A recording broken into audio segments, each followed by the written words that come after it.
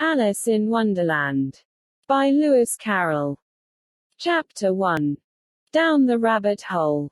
Alice was beginning to get very tired of sitting by her sister on the bank, and of having nothing to do. Once or twice she had peeped into the book her sister was reading, but it had no pictures or conversations in it. And what is the use of a book, thought Alice, without pictures or conversations? So she was considering in her own mind, as well as she could, for the hot day made her feel very sleepy and stupid, whether the pleasure of making a daisy chain would be worth the trouble of getting up and picking the daisies, when suddenly a white rabbit with pink eyes ran close by her. There was nothing so very remarkable in that. Nor did Alice think it so very much out of the way to hear the rabbit say to itself, "Oh dear. Oh dear. I shall be late." When she thought it over afterwards, it occurred to her that she ought to have wondered at this, but at the time it all seemed quite natural. But when the rabbit actually took a watch out of its waistcoat pocket, and looked at it, and then hurried on, Alice started to her feet, for it flashed across her mind that she had never before seen a rabbit with either a waistcoat pocket, or a watch to take out of it. And burning with curiosity, she ran across the field after it, and fortunately was just in time to see it pop down a large rabbit hole under the hedge. In another moment down went Alice after it, never once considering how in the world she was to get out again. The rabbit hole went straight on like a tunnel for some way, and then dipped suddenly down, so suddenly that Alice had not a moment to think about stopping herself before she found herself falling down a very deep well.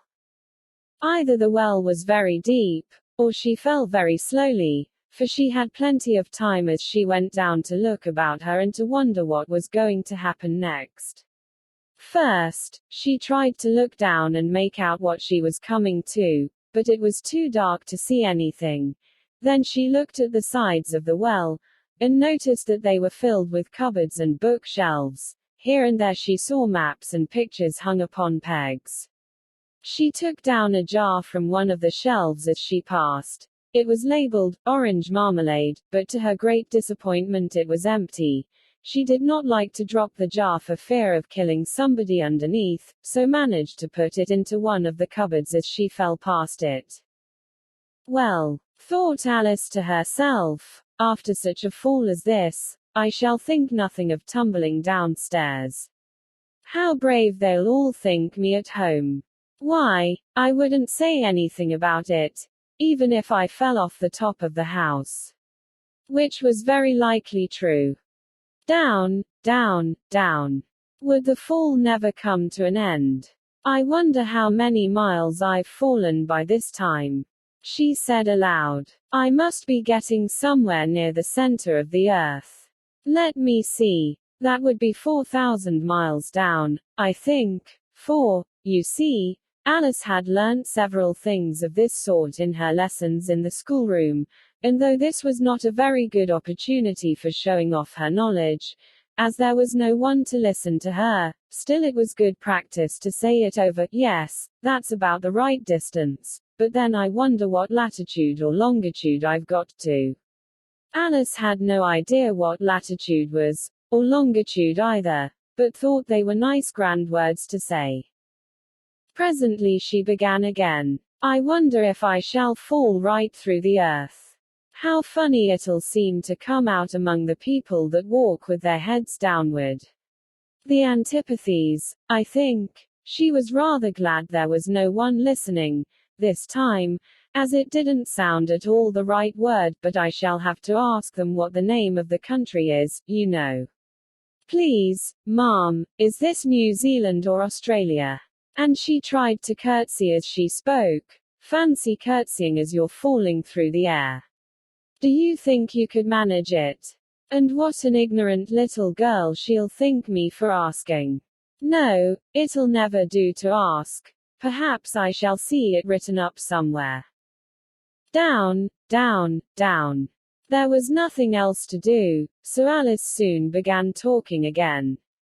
Dean'll miss me very much tonight, I should think. Dinah was the cat. I hope they'll remember her saucer of milk at tea time. Dinah, my dear, I wish you were down here with me. There are no mice in the air, I'm afraid, but you might catch a bat, and that's very like a mouse, you know. But do cats eat bats, I wonder? And here Alice began to get rather sleepy, and went on saying to herself, in a dreamy sort of way, do cats eat bats? Do cats eat bats? And sometimes, do bats eat cats? For, you see, as she couldn't answer either question, it didn't much matter which way she put it. She felt that she was dozing off, and had just begun to dream that she was walking hand in hand with Dinah, and saying to her very earnestly, now, Dinah, tell me the truth, did you ever eat a bat? When suddenly, thump, thump, down she came upon a heap of sticks and dry leaves, and the fall was over. Alice was not a bit hurt, and she jumped up onto her feet in a moment. She looked up, but it was all dark overhead. Before her was another long passage, and the white rabbit was still in sight, hurrying down it.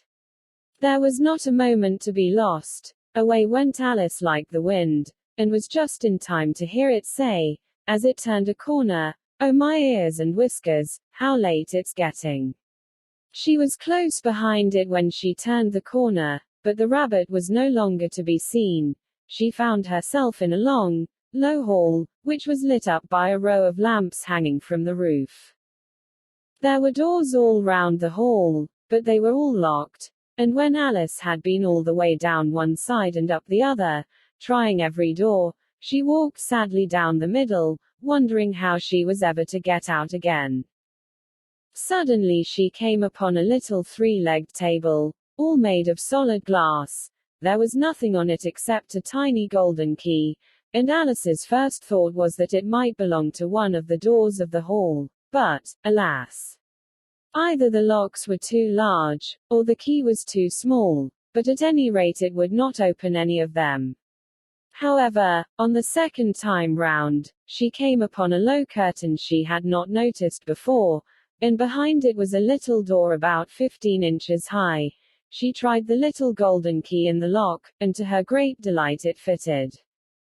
Alice opened the door and found that it led into a small passage, not much larger than a rat hole. She knelt down and looked along the passage into the loveliest garden you ever saw. How she longed to get out of that dark hall, and wander about among those beds of bright flowers and those cool fountains, but she could not even get her head through the doorway, and even if my head would go through, thought poor Alice, it would be of very little use without my shoulders. Oh, how I wish I could shut up like a telescope. I think I could, if I only knew how to begin. For, you see, so many out-of-the-way things had happened lately, that Alice had begun to think that very few things indeed were really impossible.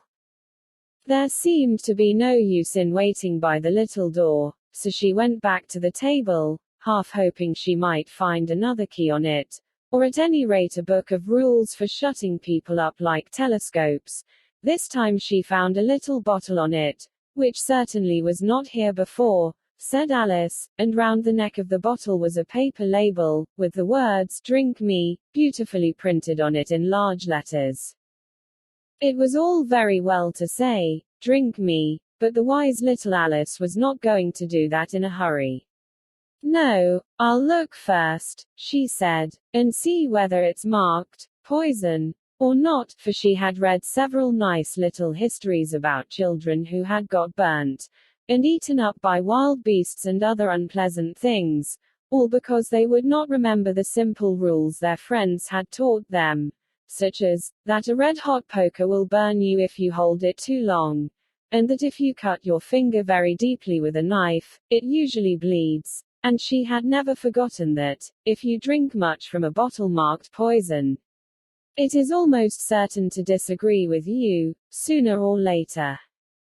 However, this bottle was not marked poison, so Alice ventured to taste it, and finding it very nice, it had, in fact, A sort of mixed flavor of cherry tart, custard, pineapple, roast turkey, toffee, and hot buttered toast. She very soon finished it off. "What a curious feeling," said Alice. "I must be shutting up like a telescope." And so it was indeed. She was now only 10 inches high, and her face brightened up at the thought that she was now the right size for going through the little door into that lovely garden. First, however, she waited for a few minutes to see if she was going to shrink any further. She felt a little nervous about this, for it might end, "You know," said Alice to herself, "in my going out altogether, like a candle. I wonder what I should be like then." And she tried to fancy what the flame of a candle is like after the candle is blown out, for she could not remember ever having seen such a thing. After a while, finding that nothing more happened, she decided on going into the garden at once. But, alas for poor Alice! When she got to the door, she found she had forgotten the little golden key, and when she went back to the table for it, she found she could not possibly reach it. She could see it quite plainly through the glass, and she tried her best to climb up one of the legs of the table, but it was too slippery, and when she had tired herself out with trying, the poor little thing sat down and cried. "Come, there's no use in crying like that," said Alice to herself, rather sharply. "I advise you to leave off this minute." She generally gave herself very good advice, though she very seldom followed it, and sometimes she scolded herself so severely as to bring tears into her eyes, and once she remembered trying to box her own ears for having cheated herself in a game of croquet she was playing against herself, for this curious child was very fond of pretending to be two people. "But it's no use now," thought poor Alice, "to pretend to be two people. Why, there's hardly enough of me left to make one respectable person." Soon her eye fell on a little glass box that was lying under the table. She opened it, and found in it a very small cake, on which the words, "Eat me," were beautifully marked in currants. "Well, I'll eat it," said Alice, "and if it makes me grow larger, I can reach the key, and if it makes me grow smaller, I can creep under the door. So either way I'll get into the garden, and I don't care which happens." She ate a little bit, and said anxiously to herself, "Which way? Which way?" holding her hand on the top of her head to feel which way it was growing, and she was quite surprised to find that she remained the same size. To be sure, this generally happens when one eats cake, but Alice had got so much into the way of expecting nothing but out-of-the-way things to happen, that it seemed quite dull and stupid for life to go on in the common way. So she set to work, and very soon finished off the cake. Chapter 2: The Pool of Tears. "Curiouser and curiouser," cried Alice. She was so much surprised that for the moment she quite forgot how to speak good English. "Now I'm opening out like the largest telescope that ever was. Goodbye, feet." For when she looked down at her feet, they seemed to be almost out of sight, they were getting so far off. "Oh, my poor little feet. I wonder who will put on your shoes and stockings for you now, dears. I'm sure I shan't be able. I shall be a great deal too far off to trouble myself about you. You must manage the best way you can. But I must be kind to them," thought Alice, "or perhaps they won't walk the way I want to go. Let me see. I'll give them a new pair of boots every Christmas." And she went on planning to herself how she would manage it. "They must go by the carrier," she thought. "And how funny it'll seem, sending presents to one's own feet. And how odd the directions will look. Alice's right foot, ESQ. Hearthrug, near the fender, with Alice's love. Oh dear, what nonsense I'm talking." Just then her head struck against the roof of the hall. In fact she was now more than 9 feet high, and she at once took up the little golden key and hurried off to the garden door. Poor Alice. It was as much as she could do, lying down on one side, to look through into the garden with one eye. But to get through was more hopeless than ever. She sat down and began to cry again. You ought to be ashamed of yourself, said Alice. A great girl like you, she might well say this, to go on crying in this way. Stop this moment, I tell you. But she went on all the same, shedding gallons of tears, until there was a large pool all round her, about 4 inches deep and reaching half down the hall. After a time she heard a little pattering of feet in the distance, and she hastily dried her eyes to see what was coming. It was the White Rabbit returning, splendidly dressed, with a pair of white kid gloves in one hand and a large fan in the other. He came trotting along in a great hurry, muttering to himself as he came, "Oh, the Duchess, the Duchess. Oh, won't she be savage if I've kept her waiting?"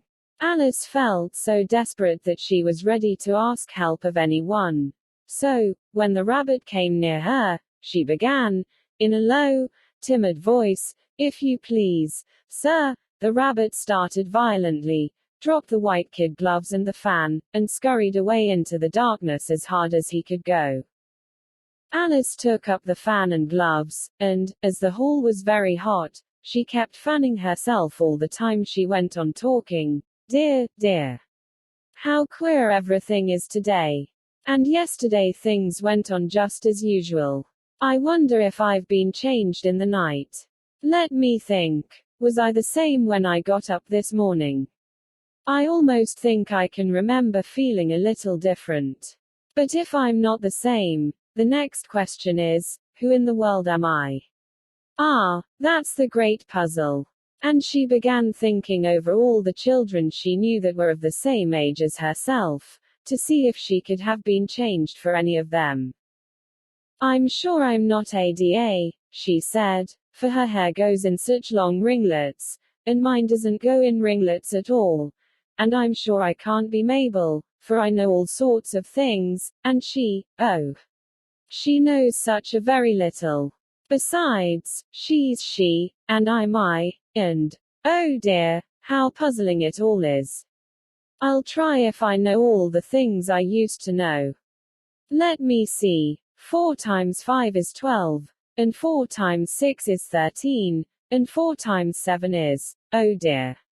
I shall never get to 20 at that rate. However, the multiplication table doesn't signify. Let's try geography. London is the capital of Paris, and Paris is the capital of Rome, and Rome. No, that's all wrong, I'm certain. I must have been changed for Mabel. I'll try and say, how doth the little, and she crossed her hands on her lap as if she were saying lessons, and began to repeat it, but her voice sounded hoarse and strange, and the words did not come the same as they used to do. How doth the little crocodile improve his shining tail, and pour the waters of the Nile on every golden scale?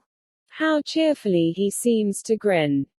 How neatly spread his claws, and welcome little fishes in, with gently smiling jaws. I'm sure those are not the right words, said poor Alice, and her eyes filled with tears again as she went on. I must be Mabel after all, and I shall have to go and live in that poky little house, and have next to no toys to play with, and oh, ever so many lessons to learn. No, I've made up my mind about it. If I'm Mabel, I'll stay down here. It'll be no use their putting their heads down and saying, come up again, dear. I shall only look up and say, who am I then? Tell me that first, and then, if I like being that person, I'll come up. If not, I'll stay down here till I'm somebody else, but, oh dear, cried Alice, with a sudden burst of tears, I do wish they would put their heads down. I am so very tired of being all alone here. As she said this she looked down at her hands, and was surprised to see that she had put on one of the rabbit's little white kid gloves while she was talking. How can I have done that? She thought. I must be growing small again.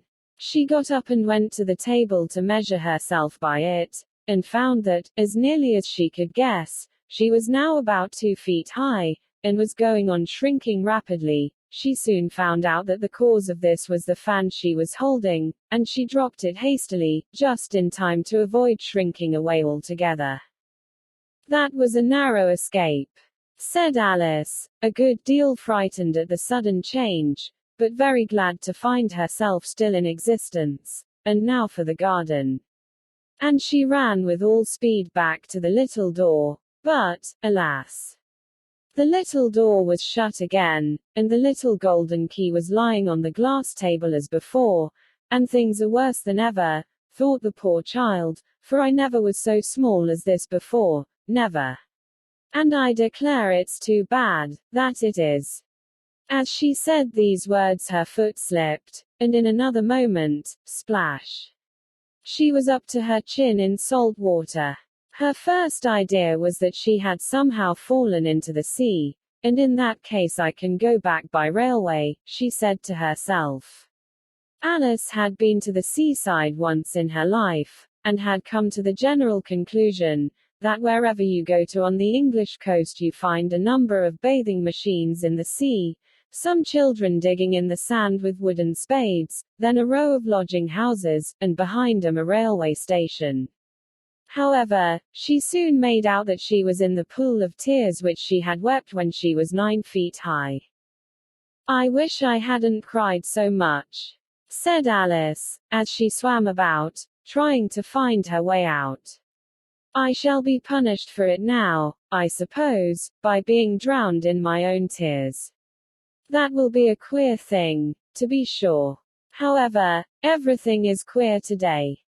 Just then she heard something splashing about in the pool a little way off, and she swam nearer to make out what it was. At first she thought it must be a walrus or hippopotamus, but then she remembered how small she was now, and she soon made out that it was only a mouse that had slipped in like herself. Would it be of any use, now, thought Alice, to speak to this mouse? Everything is so out of the way down here, that I should think very likely it can talk. At any rate, there's no harm in trying. So she began. Oh mouse, do you know the way out of this pool? I am very tired of swimming about here, oh mouse. Alice thought this must be the right way of speaking to a mouse. She had never done such a thing before, but she remembered having seen in her brother's Latin grammar, a mouse, of a mouse, to a mouse, oh mouse. The mouse looked at her rather inquisitively, and seemed to her to wink with one of its little eyes, but it said nothing. Perhaps it doesn't understand English, thought Alice. I dare say it's a French mouse, come over with William the Conqueror. For, with all her knowledge of history, Alice had no very clear notion how long ago anything had happened. So she began again, Où est ma chat? Which was the first sentence in her French lesson book. The mouse gave a sudden leap out of the water, and seemed to quiver all over with fright. Oh, I beg your pardon, cried Alice hastily, afraid that she had hurt the poor animal's feelings. I quite forgot you didn't like cats. Not like cats, cried the mouse, in a shrill, passionate voice. Would you like cats if you were me? Well, perhaps not, said Alice in a soothing tone. Don't be angry about it. And yet I wish I could show you our cat Dinah. I think you'd take a fancy to cats if you could only see her. She is such a dear quiet thing, Alice went on, half to herself, as she swam lazily about in the pool, and she sits purring so nicely by the fire, licking her paws and washing her face, and she is such a nice soft thing to nurse, and she's such a capital one for catching mice. Oh, I beg your pardon, cried Alice again, for this time the mouse was bristling all over, and she felt certain it must be really offended. We won't talk about her any more if you'd rather not. We indeed, cried the mouse, who was trembling down to the end of his tail. As if I would talk on such a subject. Our family always hated cats. Nasty, low, vulgar things. Don't let me hear the name again. I won't indeed, said Alice, in a great hurry to change the subject of conversation. Are you fond of dogs? The mouse did not answer, so Alice went on eagerly. There is such a nice little dog near our house I should like to show you. A little bright-eyed terrier, you know, with such long curly brown hair. And it'll fetch things when you throw them, and it'll sit up and beg for its dinner, and all sorts of things. I can't remember half of them. And it belongs to a farmer, you know, and he says it's so useful, it's worth £100. He says it kills all the rats and, oh dear, cried Alice in a sorrowful tone, I'm afraid I've offended it again. For the mouse was swimming away from her as hard as it could go, and making quite a commotion in the pool as it went. So she called softly after it, Mouse dear, do come back again, and we won't talk about cats or dogs either, if you don't like them. When the mouse heard this, it turned round and swam slowly back to her. Its face was quite pale, with passion, Alice thought, and it said in a low trembling voice, let us get to the shore, and then I'll tell you my history, and you'll understand why it is I hate cats and dogs. It was high time to go, for the pool was getting quite crowded with the birds and animals that had fallen into it. There were a duck and a dodo, a lorry and an eaglet, and several other curious creatures. Alice led the way, and the whole party swam to the shore. Chapter 3. A Caucus Race and a Long Tail. They were indeed a queer-looking party that assembled on the bank. The birds with draggled feathers, the animals with their fur clinging close to them, and all dripping wet, cross, and uncomfortable. The first question of course was, how to get dry again. They had a consultation about this, and after a few minutes it seemed quite natural to Alice to find herself talking familiarly with them, as if she had known them all her life. Indeed, she had quite a long argument with the lorry, who at last turned sulky, and would only say, I am older than you, and must know better, and this Alice would not allow without knowing how old it was, and, as the lorry positively refused to tell its age, there was no more to be said. At last the mouse, who seemed to be a person of authority among them, called out, sit down, all of you, and listen to me. I'll soon make you dry enough. They all sat down at once, in a large ring, with the mouse in the middle. Alice kept her eyes anxiously fixed on it, for she felt sure she would catch a bad cold if she did not get dry very soon. Ahem, said the mouse with an important air, are you all ready? This is the driest thing I know. Silence all round, if you please. William the Conqueror, whose cause was favored by the Pope, was soon submitted to by the English, who wanted leaders, and had been of late much accustomed to usurpation and conquest. Edwin and Morcar, the Earls of Mercia and Northumbria. Ugh, said the lorry, with a shiver. I beg your pardon, said the mouse, frowning, but very politely. Did you speak? Not I, said the lorry hastily. I thought you did, said the mouse. I proceed. Edwin and Morcar, the Earls of Mercia and Northumbria, declared for him, and even Stigand, the patriotic Archbishop of Canterbury, found it advisable. Found what? Said the duck. Found it, the mouse replied rather crossly. Of course you know what it means.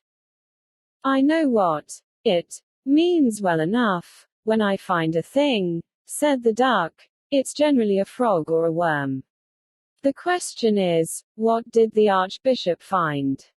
The mouse did not notice this question, but hurriedly went on, found it advisable to go with Edgar Atheling to meet William and offer him the crown. William's conduct at first was moderate. But the insolence of his Normans. "How are you getting on now, my dear?"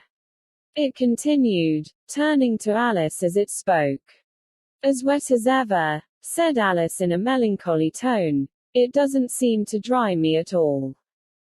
"In that case," said the dodo solemnly, rising to its feet, "I move that the meeting adjourn, for the immediate adoption of more energetic remedies."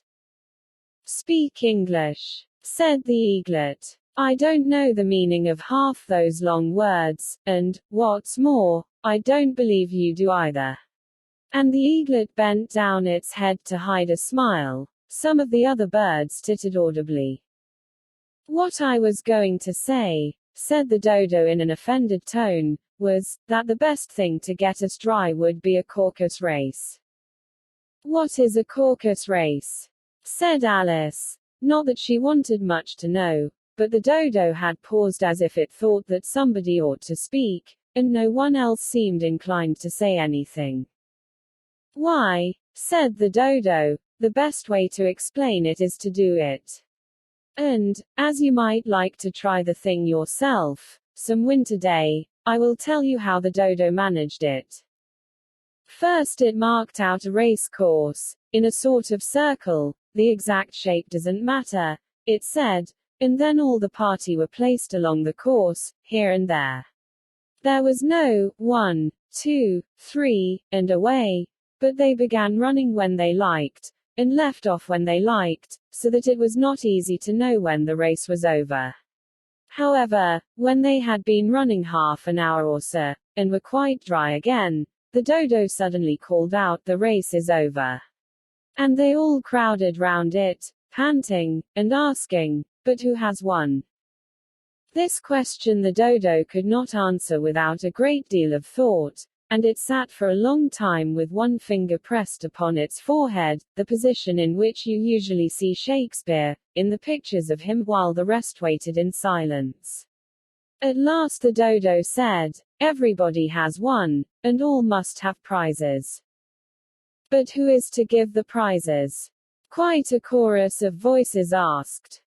'Why, she, of course,' said the dodo, pointing to Alice with one finger, and the whole party at once crowded round her, calling out in a confused way, 'Prizes! Prizes!' Alice had no idea what to do, and in despair she put her hand in her pocket, and pulled out a box of comfits. Luckily the salt water had not got into it, and handed them round as prizes. There was exactly one apiece, all round. 'But she must have a prize herself, you know,' said the mouse. 'Of course,' the dodo replied very gravely. 'What else have you got in your pocket?' he went on, turning to Alice. 'Only a thimble,' said Alice sadly. 'Hand it over here,' said the dodo. Then they all crowded round her once more, while the dodo solemnly presented the thimble, saying, 'We beg your acceptance of this elegant thimble,' and, when it had finished this short speech, they all cheered. Alice thought the whole thing very absurd, but they all looked so grave that she did not dare to laugh, and, as she could not think of anything to say, she simply bowed, and took the thimble, looking as solemn as she could. The next thing was to eat the comfits. This caused some noise and confusion, as the large birds complained that they could not taste theirs, and the small ones choked and had to be patted on the back. However, it was over at last, and they sat down again in a ring, and begged the mouse to tell them something more. 'You promised to tell me your history, you know,' said Alice, 'and why it is you hate C and D,' she added in a whisper, half afraid that it would be offended again. 'Mine is a long and a sad tale,' said the mouse, turning to Alice, and sighing. 'It is a long tale, certainly,' said Alice, looking down with wonder at the mouse's tail. 'But why do you call it sad?' And she kept on puzzling about it while the mouse was speaking, so that her idea of the tale was something like this. Fury said to a mouse, that he met in the house, "Let us both go to law. I will prosecute you. Come, I'll take no denial. We must have a trial, for really this morning I've nothing to do." Said the mouse to the cur, "Such a trial, dear sir, with no jury or judge, would be wasting our breath." "I'll be judge, I'll be jury," said cunning old Fury. "I'll try the whole cause, and condemn you to death." "You are not attending," said the mouse to Alice severely. "What are you thinking of?" "I beg your pardon," said Alice very humbly. "You had got to the fifth bend, I think." "I had not," cried the mouse, sharply and very angrily. "Not," said Alice, always ready to make herself useful, and looking anxiously about her. "Oh, do let me help to undo it." "I shall do nothing of the sort," said the mouse, getting up and walking away. "You insult me by talking such nonsense." "I didn't mean it," pleaded poor Alice. "But you're so easily offended, you know." The mouse only growled in reply. "Please come back and finish your story," Alice called after it. And the others all joined in chorus, "Yes, please do." But the mouse only shook its head impatiently, and walked a little quicker. "What a pity it wouldn't stay," sighed the lorry, as soon as it was quite out of sight, and an old crab took the opportunity of saying to her daughter, "Ah, my dear, let this be a lesson to you never to lose your temper." "Hold your tongue, ma," said the young crab, a little snappishly. "You're enough to try the patience of an oyster." "I wish I had our Dinah here, I know I do," said Alice aloud, addressing nobody in particular. "She'd soon fetch it back." "And who is Dinah, if I might venture to ask the question?" said the lorry. Alice replied eagerly, for she was always ready to talk about her pet. "Dinah's our cat. And she's such a capital one for catching mice you can't think. And oh, I wish you could see her after the birds. Why, she'll eat a little bird as soon as look at it." This speech caused a remarkable sensation among the party. Some of the birds hurried off at once. One old magpie began wrapping itself up very carefully, remarking, "I really must be getting home. The night air doesn't suit my throat." And a canary called out in a trembling voice to its children, "Come away, my dears. It's high time you were all in bed." On various pretexts they all moved off, and Alice was soon left alone. "I wish I hadn't mentioned Dinah," she said to herself in a melancholy tone. "Nobody seems to like her, down here, and I'm sure she's the best cat in the world. Oh, my dear Dinah, I wonder if I shall ever see you any more." And here poor Alice began to cry again, for she felt very lonely and low-spirited. In a little while, however, she again heard a little pattering of footsteps in the distance, and she looked up eagerly, half hoping that the mouse had changed his mind, and was coming back to finish his story. Chapter 4. The Rabbit Sends in a Little Bill.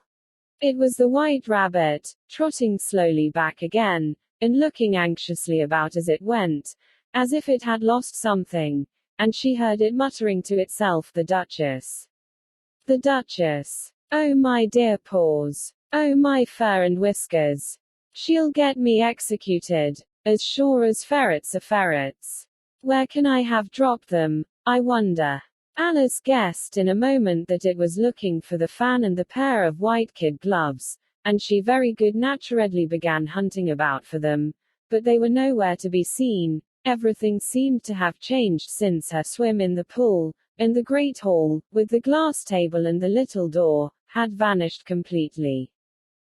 Very soon the rabbit noticed Alice, as she went hunting about, and called out to her in an angry tone, "Why, Mary Ann, what are you doing out here?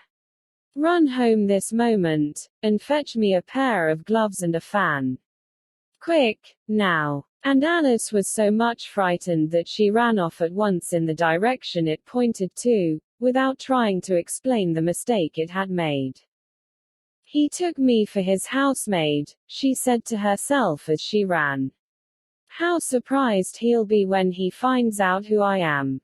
But I'd better take him his fan and gloves, that is, if I can find them. As she said this, she came upon a neat little house, on the door of which was a bright brass plate with the name, W. Rabbit, engraved upon it. She went in without knocking, and hurried upstairs, in great fear lest she should meet the real Mary Ann, and be turned out of the house before she had found the fan and gloves. How queer it seems, Alice said to herself, to be going messages for a rabbit. I suppose Dean'll be sending me on messages next. And she began fancying the sort of thing that would happen. Miss Alice, come here directly, and get ready for your walk. Coming in a minute, nurse. But I've got to see that the mouse doesn't get out. Only I don't think, Alice went on, that they'd let Dinah stop in the house if it began ordering people about like that. By this time she had found her way into a tidy little room with a table in the window, and on it, as she had hoped, a fan and 2 or 3 pairs of tiny white kid gloves. She took up the fan and a pair of the gloves, and was just going to leave the room, when her eye fell upon a little bottle that stood near the looking glass. There was no label this time with the words, "Drink me," but nevertheless she uncorked it and put it to her lips. I know something interesting is sure to happen, she said to herself, whenever I eat or drink anything, so I'll just see what this bottle does. I do hope it'll make me grow large again, for really I'm quite tired of being such a tiny little thing. It did so indeed, and much sooner than she had expected. Before she had drunk half the bottle, she found her head pressing against the ceiling, and had to stoop to save her neck from being broken. She hastily put down the bottle, saying to herself, that's quite enough. I hope I shan't grow any more. As it is, I can't get out at the door. I do wish I hadn't drunk quite so much.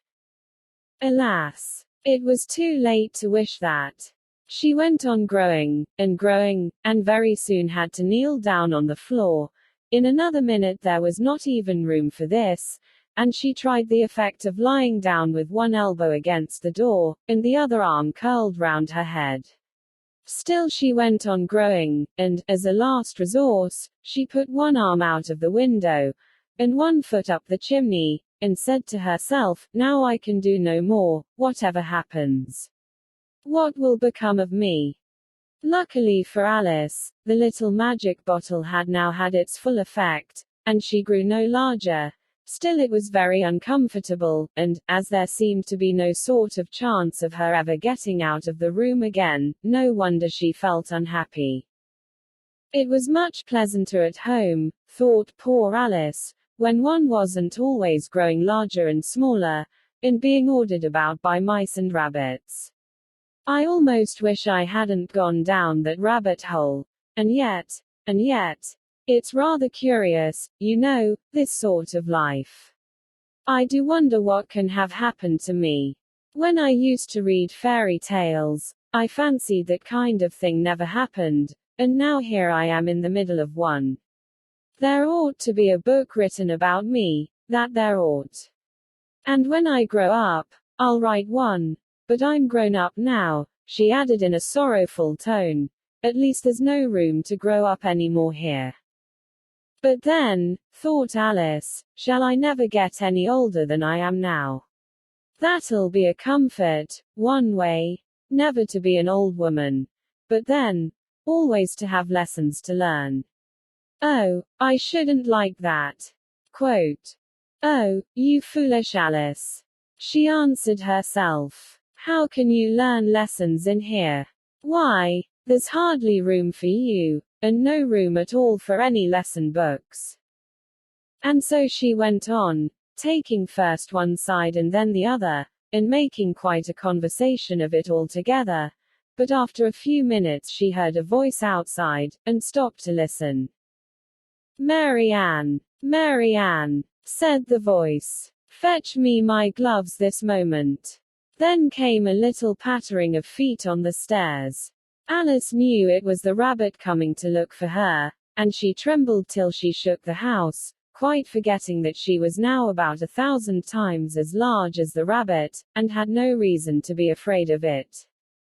Presently the rabbit came up to the door, and tried to open it, but, as the door opened inwards, and Alice's elbow was pressed hard against it, that attempt proved a failure. Alice heard it say to itself, "Then I'll go round and get in at the window." "That you won't," thought Alice, and, after waiting till she fancied she heard the rabbit just under the window, she suddenly spread out her hand, and made a snatch in the air. She did not get hold of anything, but she heard a little shriek and a fall, and a crash of broken glass, from which she concluded that it was just possible it had fallen into a cucumber frame, or something of the sort. Next came an angry voice, the rabbit's. "Pat! Pat! Where are you?" And then a voice she had never heard before, "Sure then I'm here." "Digging for apples, Your Honor."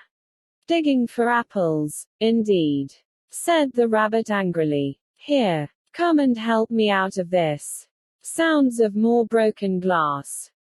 "Now tell me, Pat, what's that in the window?" "Sure, it's an arm, Your Honor." He pronounced it, arum. "An arm, you goose. Whoever saw one that size? Why, it fills the whole window." "Sure, it does, Your Honor. But it's an arm for all that." "Well, it's got no business there, at any rate. Go and take it away." There was a long silence after this, and Alice could only hear whispers now and then, such as, "Sure, I don't like it, Your Honor, at all, at all. Do as I tell you, you coward." And at last she spread out her hand again, and made another snatch in the air. This time there were two little shrieks, and more sounds of broken glass. "What a number of cucumber frames there must be," thought Alice. "I wonder what they'll do next. As for pulling me out of the window, I only wish they could. I'm sure I don't want to stay in here any longer." She waited for some time without hearing anything more. At last came a rumbling of little cartwheels, and the sound of a good many voices all talking together. She made out the words, "Where's the other ladder? Why, I hadn't to bring but one. Bill's got the other. Bill. Fetch it here, lad. Here, put 'em up at this corner. No, tie 'em together first. They don't reach half high enough yet. Oh. They'll do well enough. Don't be particular. Here, Bill. Catch hold of this rope. Will the roof bear? Mind that loose slate. Oh, it's coming down. Heads below." A loud crash now. Who did that? It was Bill, I fancy. "Who's to go down the chimney?" "Nay, I shan't." "You do it." "That I won't, then." "Bill's to go down." "Here, Bill. The master says you're to go down the chimney." "Oh, so Bill's got to come down the chimney, has he?" said Alice to herself. "Shy, they seem to put everything upon Bill. I wouldn't be in Bill's place for a good deal. This fireplace is narrow, to be sure, but I think I can kick a little." She drew her foot as far down the chimney as she could, and waited till she heard a little animal, she couldn't guess of what sort it was, scratching and scrambling about in the chimney close above her. Then, saying to herself, "This is Bill," she gave one sharp kick, and waited to see what would happen next. The first thing she heard was a general chorus of, "There goes Bill." Then the rabbit's voice along, "Catch him, you by the hedge." Then silence, and then another confusion of voices. "Hold up his head. Brandy now. Don't choke him. How was it, old fellow? What happened to you? Tell us all about it. Last came a little feeble, squeaking voice. That's Bill, thought Alice. Well, I hardly know. No more, thank ye. I'm better now, but I'm a deal too flustered to tell you. All I know is, something comes at me like a jack in the box, and up I goes like a skyrocket. So you did, old fellow, said the others. We must burn the house down, said the rabbit's voice, and Alice called out as loud as she could, if you do, I'll set Dinah at you. There was a dead silence instantly, and Alice thought to herself, I wonder what they will do next. If they had any sense, they'd take the roof off. After a minute or two, they began moving about again, and Alice heard the rabbit say, a barrowful will do, to begin with. A barrowful of what? Thought Alice. But she had not long to doubt, for the next moment a shower of little pebbles came rattling in at the window, and some of them hit her in the face. I'll put a stop to this, she said to herself, and shouted out, you'd better not do that again. Which produced another dead silence.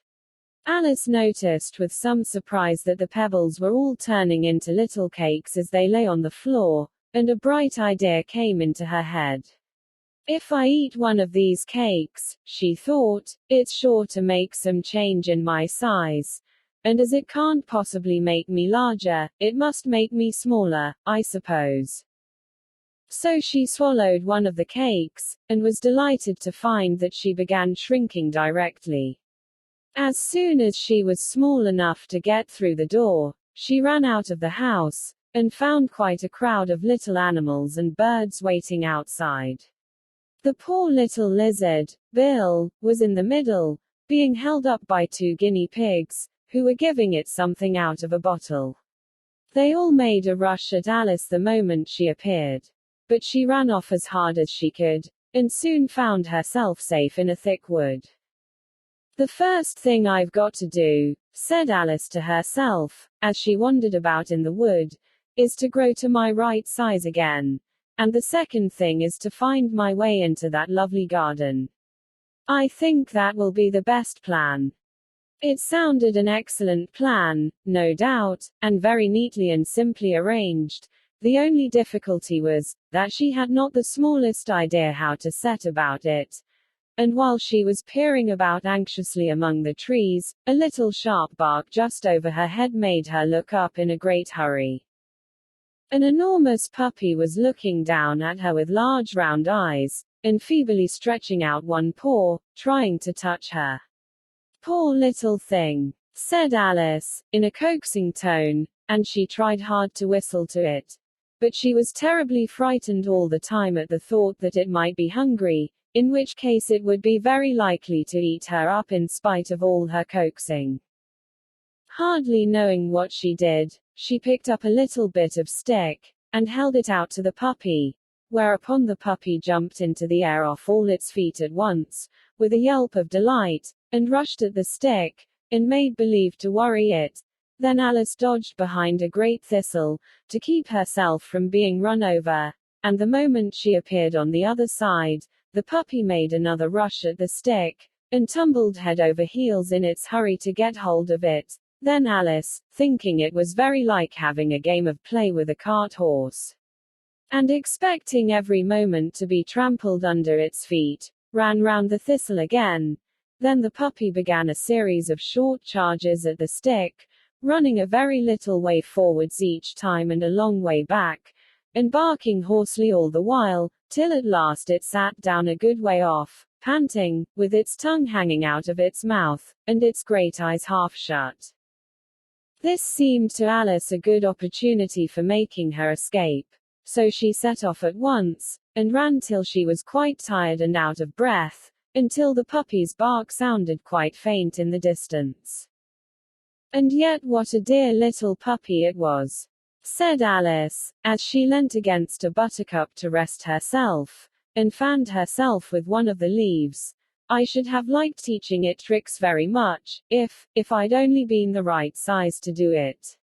Oh dear, I'd nearly forgotten that I've got to grow up again. Let me see. How is it to be managed? I suppose I ought to eat or drink something or other. But the great question is, what? The great question certainly was, what?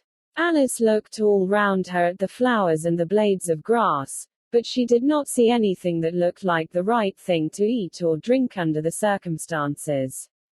There was a large mushroom growing near her, about the same height as herself, and when she had looked under it, and on both sides of it, and behind it, it occurred to her that she might as well look and see what was on the top of it.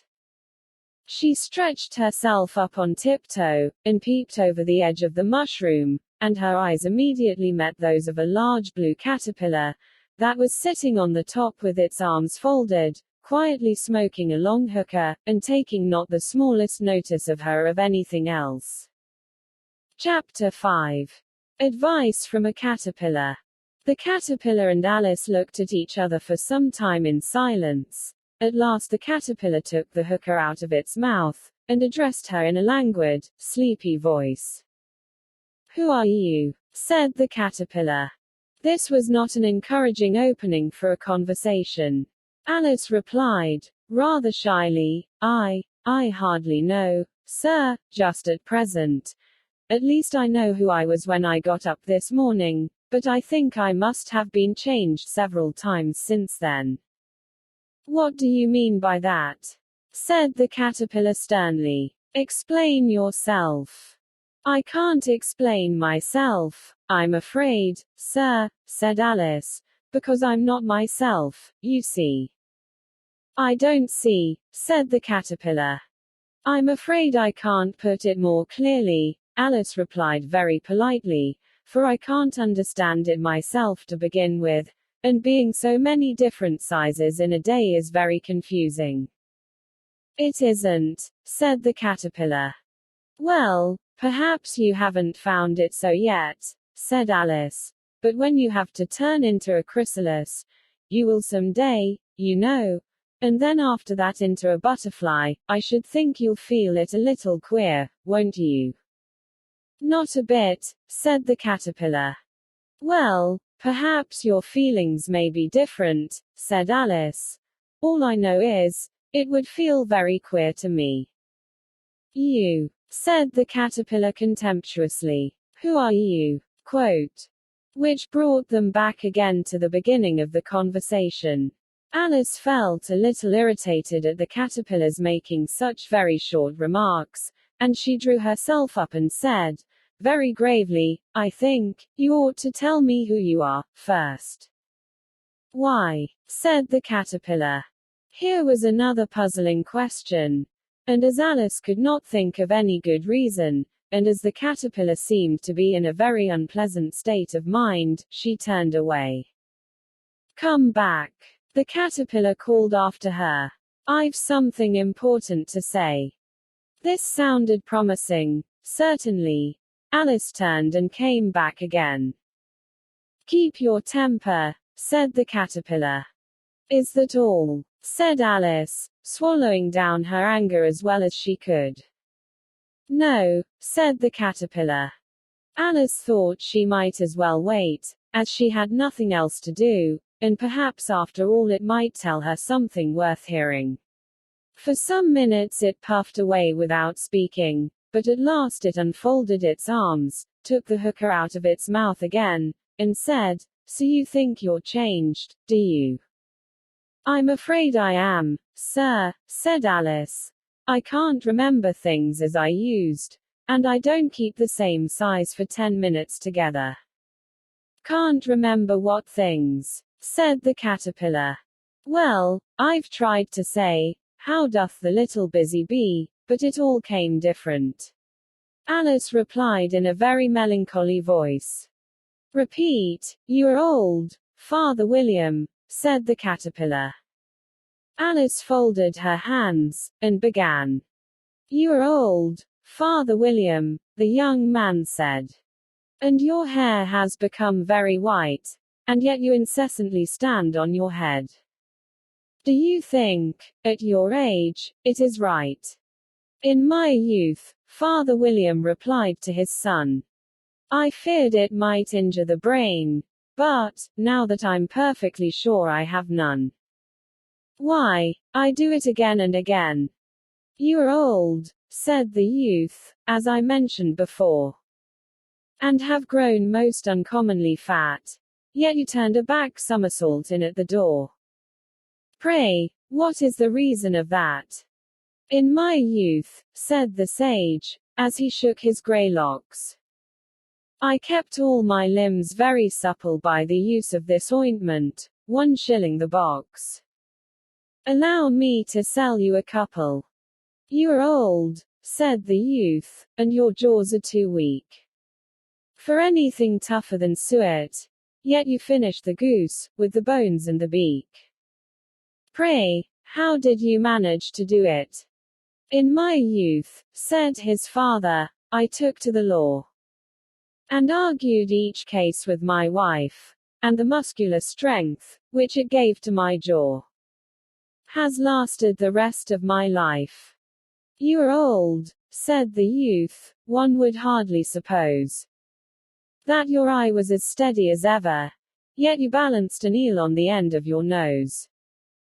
What made you so awfully clever? I have answered 3 questions, and that is enough, said his father. Don't give yourself airs. Do you think I can listen all day to such stuff? Be off, or I'll kick you downstairs. That is not said right, said the caterpillar. Not quite right, I'm afraid, said Alice, timidly. Some of the words have got altered. It is wrong from beginning to end, said the caterpillar decidedly, and there was silence for some minutes. The caterpillar was the first to speak. What size do you want to be? It asked. Oh, I'm not particular as to size, Alice hastily replied. Only one doesn't like changing so often, you know. I don't know, said the caterpillar. Alice said nothing. She had never been so much contradicted in her life before, and she felt that she was losing her temper. Are you content now? Said the caterpillar. Well, I should like to be a little larger, sir, if you wouldn't mind, said Alice. 3 inches is such a wretched height to be. It is a very good height indeed, said the caterpillar angrily, rearing itself upright as it spoke. It was exactly 3 inches high. But I'm not used to it, pleaded poor Alice in a piteous tone. And she thought of herself, I wish the creatures wouldn't be so easily offended. You'll get used to it in time, said the caterpillar, and it put the hookah into its mouth and began smoking again. This time Alice waited patiently until it chose to speak again. In a minute or 2 the caterpillar took the hookah out of its mouth and yawned once or twice, and shook itself.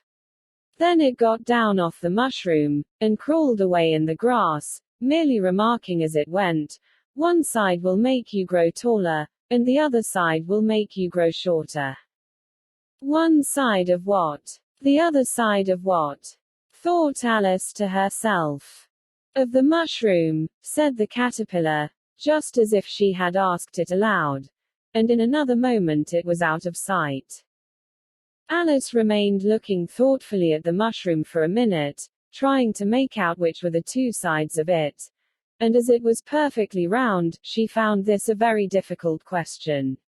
However, at last she stretched her arms round it as far as they would go, and broke off a bit of the edge with each hand.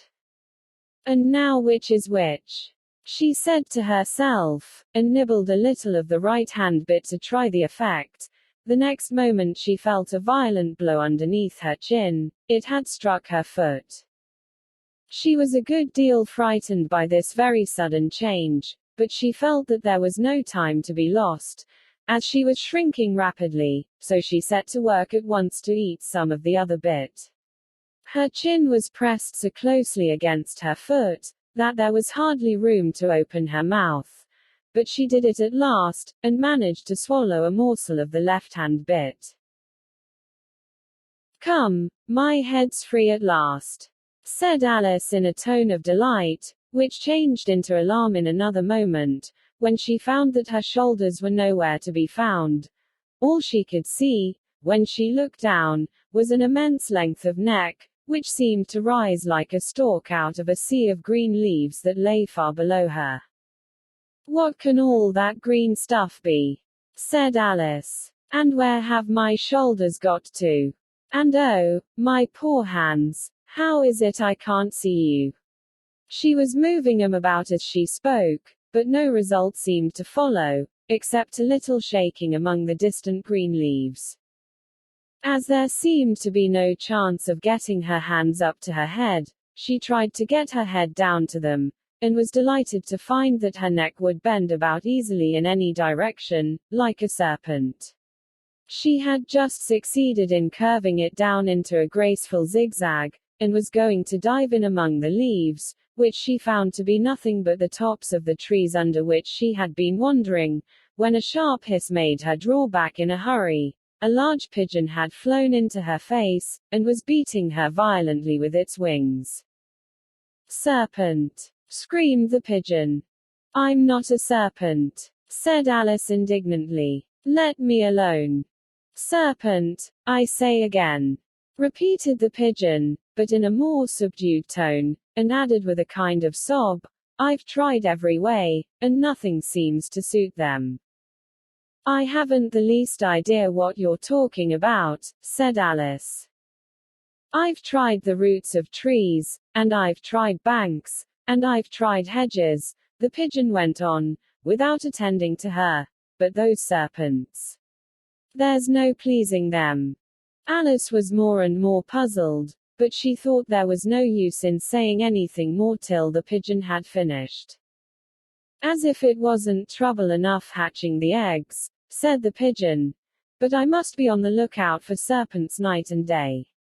Why, I haven't had a wink of sleep these 3 weeks." "I'm very sorry you've been annoyed," said Alice, who was beginning to see its meaning. "And just as I'd taken the highest tree in the wood," continued the pigeon, raising its voice to a shriek, "and just as I was thinking I should be free of them at last, they must needs come wriggling down from the sky. Ugh, serpent! But I'm not a serpent, I tell you," said Alice. I'm a, "Well, what are you?" said the pigeon. "I can see you're trying to invent something." I'm a little girl," said Alice, rather doubtfully, as she remembered the number of changes she had gone through that day. "A likely story indeed," said the pigeon in a tone of the deepest contempt. "I've seen a good many little girls in my time, but never one with such a neck as that. No, you're a serpent, and there's no use denying it. I suppose you'll be telling me next that you never tasted an egg." "I have tasted eggs, certainly," said Alice, who was a very truthful child, "but little girls eat eggs quite as much as serpents do, you know." "I don't believe it," said the pigeon. "But if they do, why then they're a kind of serpent, that's all I can say."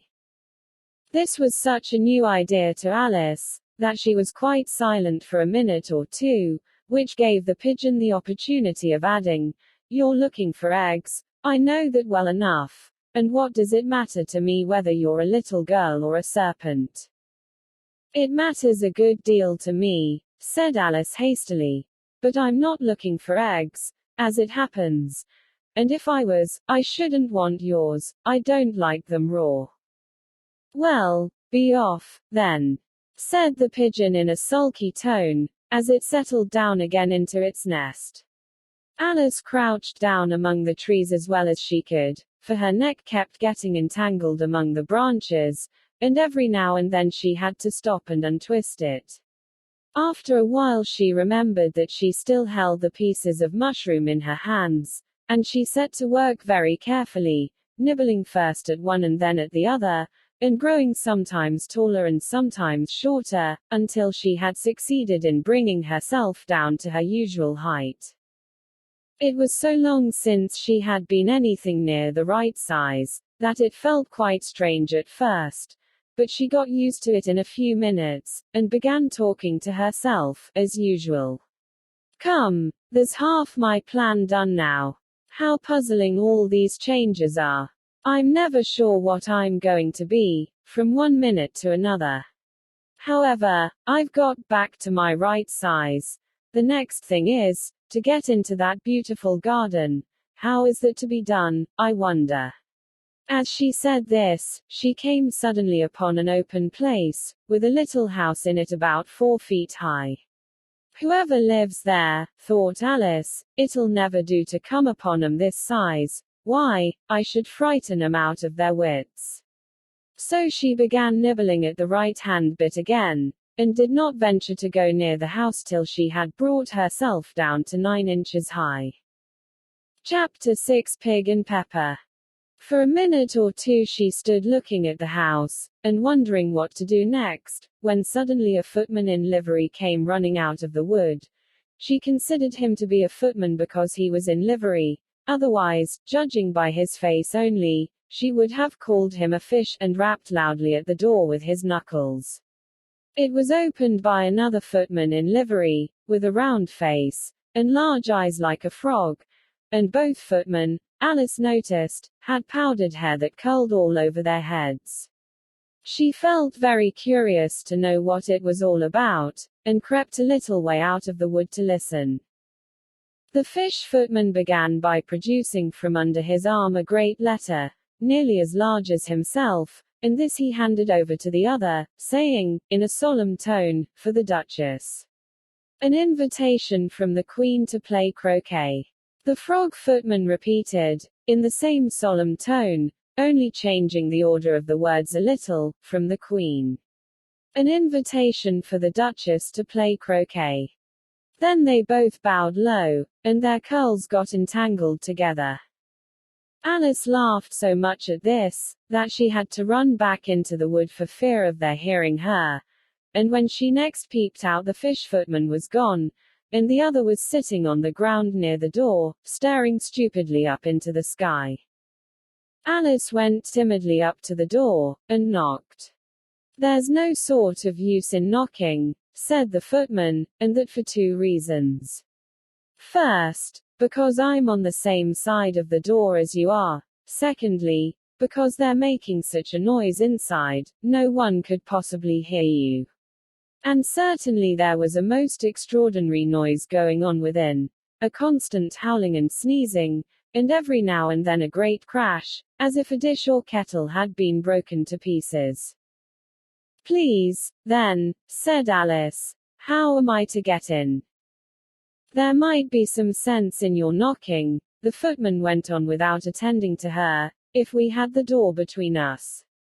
For instance, if you were inside, you might knock, and I could let you out, you know. He was looking up into the sky all the time he was speaking, and this Alice thought decidedly uncivil. But perhaps he can't help it, she said to herself. His eyes are so very nearly at the top of his head. But at any rate he might answer questions. How am I to get in? She repeated, aloud. I shall sit here, the footman remarked, till tomorrow. At this moment the door of the house opened, and a large plate came skimming out, straight at the footman's head. It just grazed his nose, and broke to pieces against one of the trees behind him. Or next day, maybe, the footman continued in the same tone, exactly as if nothing had happened. How am I to get in? Asked Alice again, in a louder tone. Are you to get in at all? Said the footman. That's the first question, you know. It was, no doubt. Only Alice did not like to be told so. It's really dreadful, she muttered to herself, the way all the creatures argue. It's enough to drive one crazy.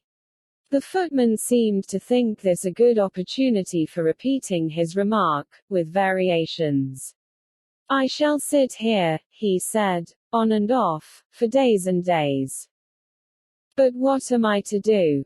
Said Alice. Anything you like, said the footman, and began whistling. Oh, there's no use in talking to him, said Alice desperately. He's perfectly idiotic. And she opened the door and went in.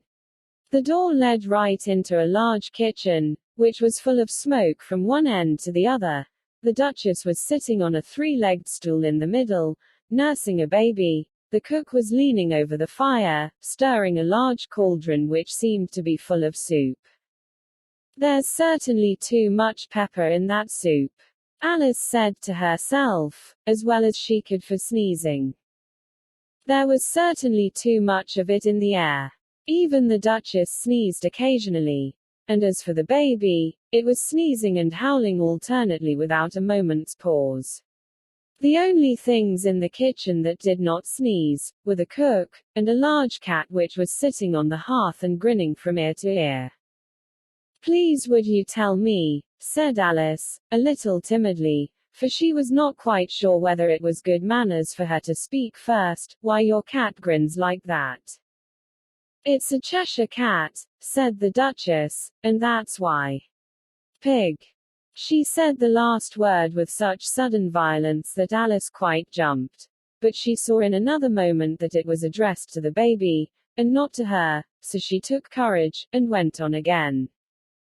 I didn't know that Cheshire cats always grinned. In fact, I didn't know that cats could grin. They all can, said the Duchess. And most of 'em do. I don't know of any that do, Alice said very politely, feeling quite pleased to have got into a conversation. You don't know much, said the Duchess, and that's a fact. Alice did not at all like the tone of this remark, and thought it would be as well to introduce some other subject of conversation. While she was trying to fix on one, the cook took the cauldron of soup off the fire, and at once set to work throwing everything within her reach at the Duchess and the baby. The fire irons came first, then followed a shower of saucepans, plates, and dishes. The Duchess took no notice of them even when they hit her, and the baby was howling so much already, that it was quite impossible to say whether the blows hurt it or not. Oh, please mind what you're doing, cried Alice, jumping up and down in an agony of terror. Oh, there goes his precious nose.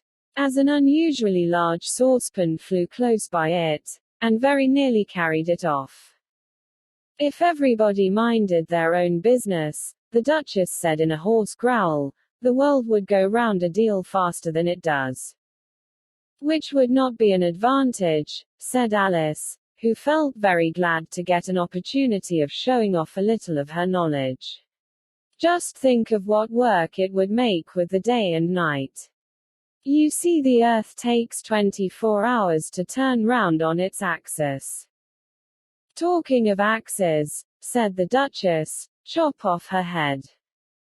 Alice glanced rather anxiously at the cook, to see if she meant to take the hint, but the cook was busily stirring the soup, and seemed not to be listening, so she went on again. 24 hours, I think. Or is it 12? Oh, don't bother me, said the Duchess. I never could abide figures. And with that she began nursing her child again, singing a sort of lullaby to it as she did so, and giving it a violent shake at the end of every line. Speak roughly to your little boy. And beat him when he sneezes. He only does it to annoy. Because he knows it teases. Chorus. In which the cook and the baby joined. Wow, wow, wow. While the Duchess sang the second verse of the song, she kept tossing the baby violently up and down, and the poor little thing howled so, that Alice could hardly hear the words. I speak severely to my boy. I beat him when he sneezes, for he can thoroughly enjoy the pepper when he pleases. Chorus. Wow, wow, wow. Here, you may nurse it a bit, if you like, the Duchess said to Alice, flinging the baby at her as she spoke. I must go and get ready to play croquet with the Queen," and she hurried out of the room. The cook threw a frying pan after her as she went out, but it just missed her. Alice caught the baby with some difficulty, as it was a queer-shaped little creature, and held out its arms and legs in all directions, just like a starfish, thought Alice.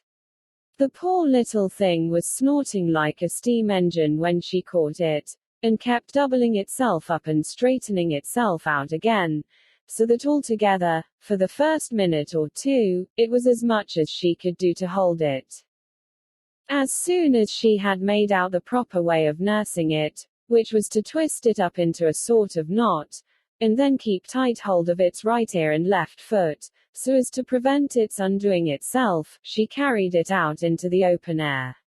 If I don't take this child away with me, thought Alice, they're sure to kill it in a day or two. Wouldn't it be murder to leave it behind? She said the last words out loud, and the little thing grunted in reply. It had left off sneezing by this time.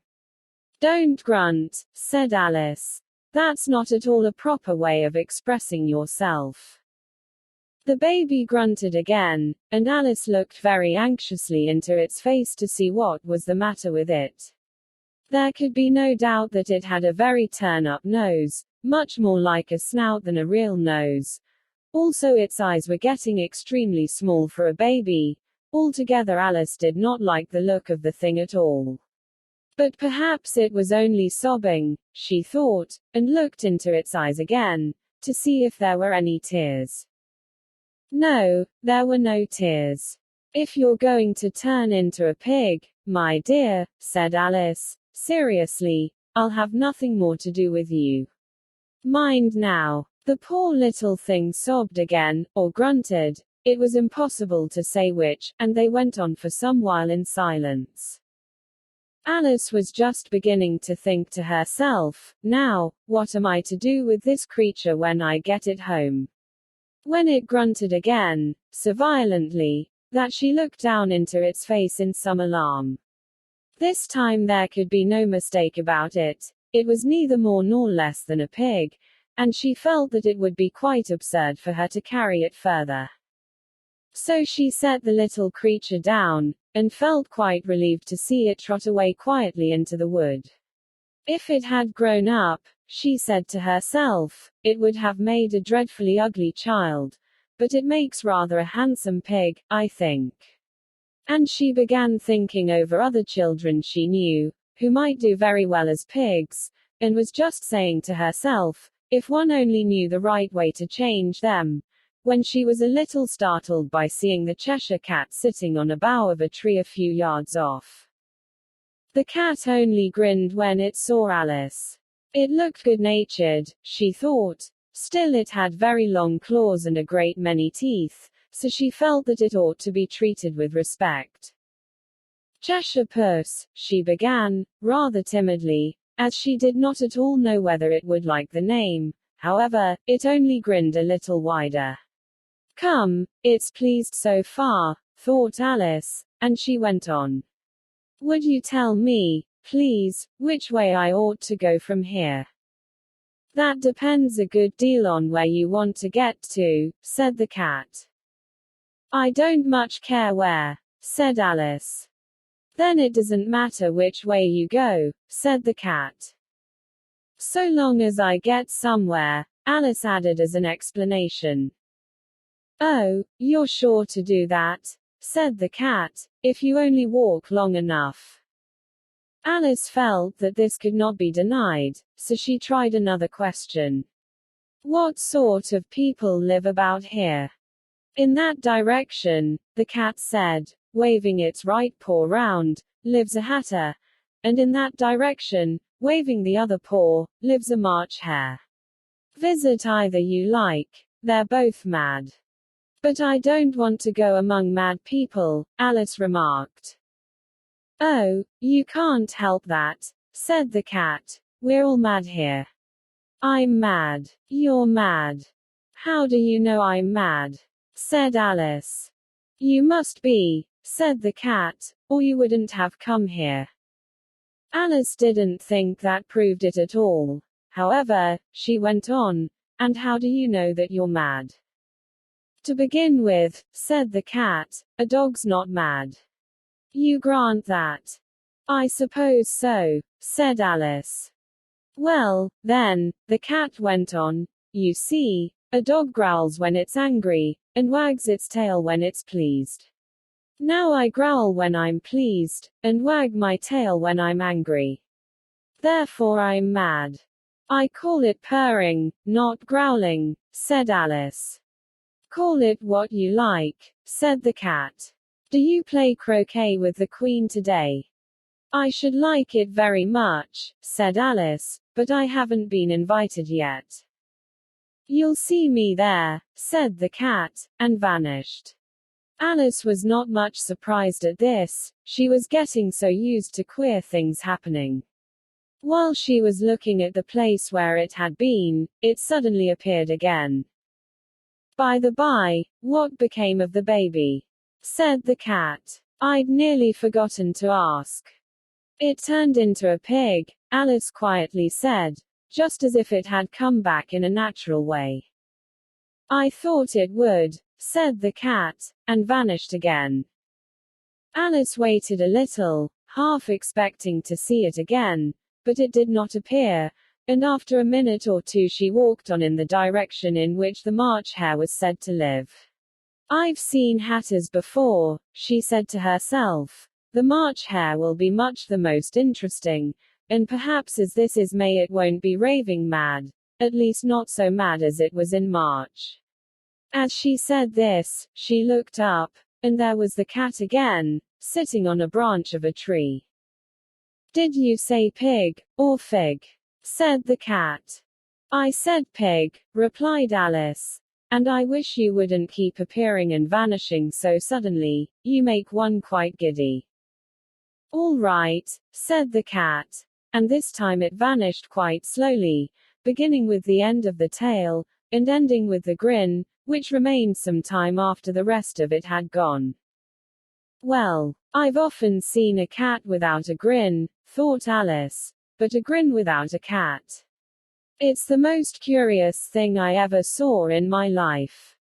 She had not gone much farther before she came in sight of the house of the March Hare.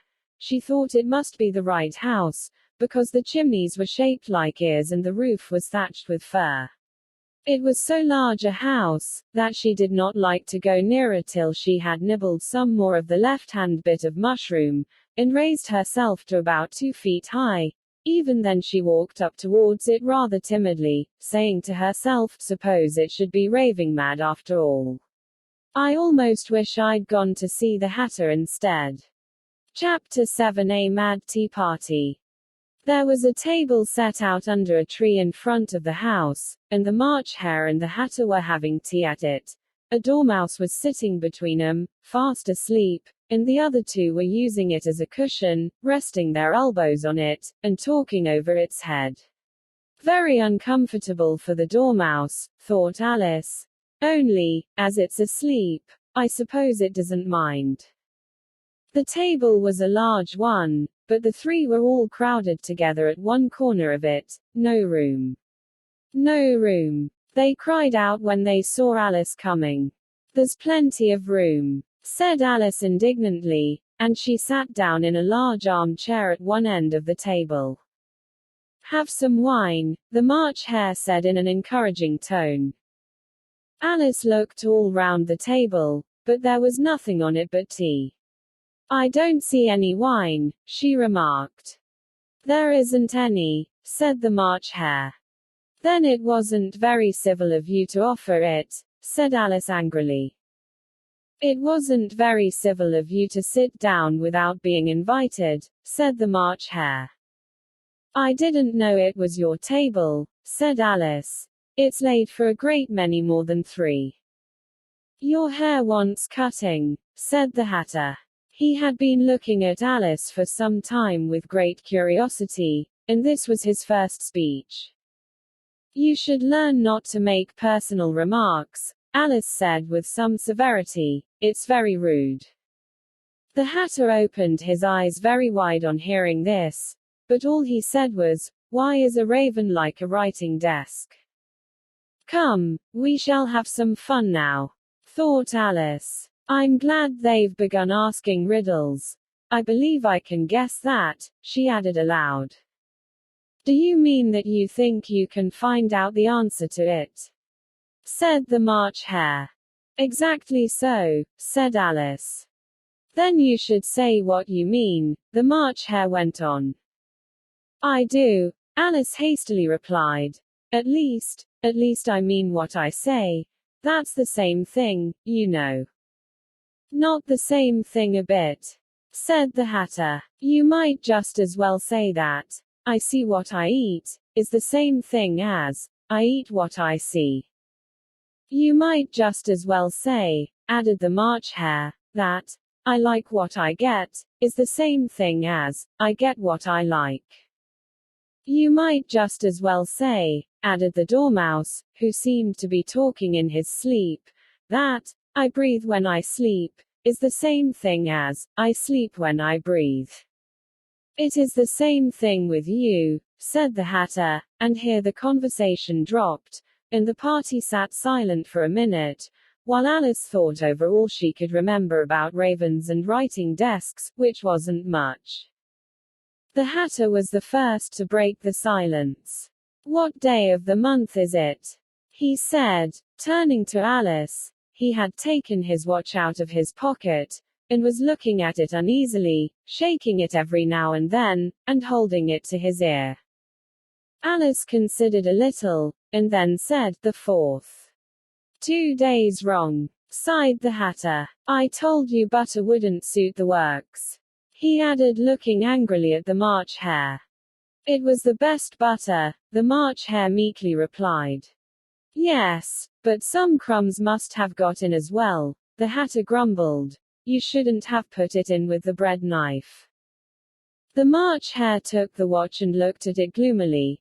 Then he dipped it into his cup of tea, and looked at it again, but he could think of nothing better to say than his first remark, "It was the best butter, you know." Alice had been looking over his shoulder with some curiosity. "What a funny watch," she remarked. "It tells the day of the month, and doesn't tell what o'clock it is." "Why should it?" muttered the Hatter. "Does your watch tell you what year it is?" "Of course not," Alice replied very readily. "But that's because it stays the same year for such a long time together."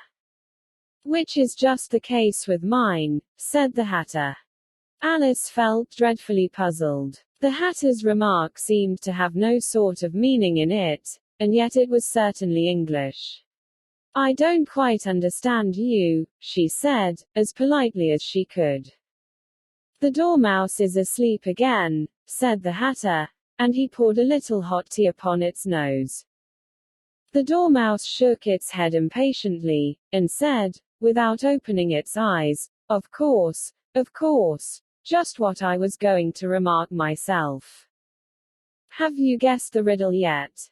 the Hatter said, turning to Alice again. "No, I give it up," Alice replied. "What's the answer?" "I haven't the slightest idea," said the Hatter. "Nor I," said the March Hare. Alice sighed wearily. "I think you might do something better with the time," she said, "than waste it in asking riddles that have no answers." "If you knew time as well as I do," said the Hatter, "you wouldn't talk about wasting it." "It's him."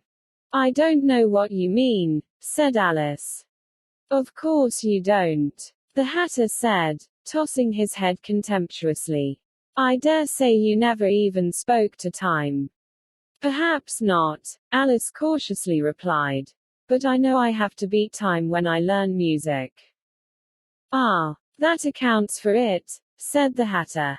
"He won't stand beating. Now, if you only kept on good terms with him, he'd do almost anything you liked with the clock. For instance, suppose it were 9 o'clock in the morning, just time to begin lessons. You'd only have to whisper a hint to time, and round goes the clock in a twinkling. 1:30, time for dinner.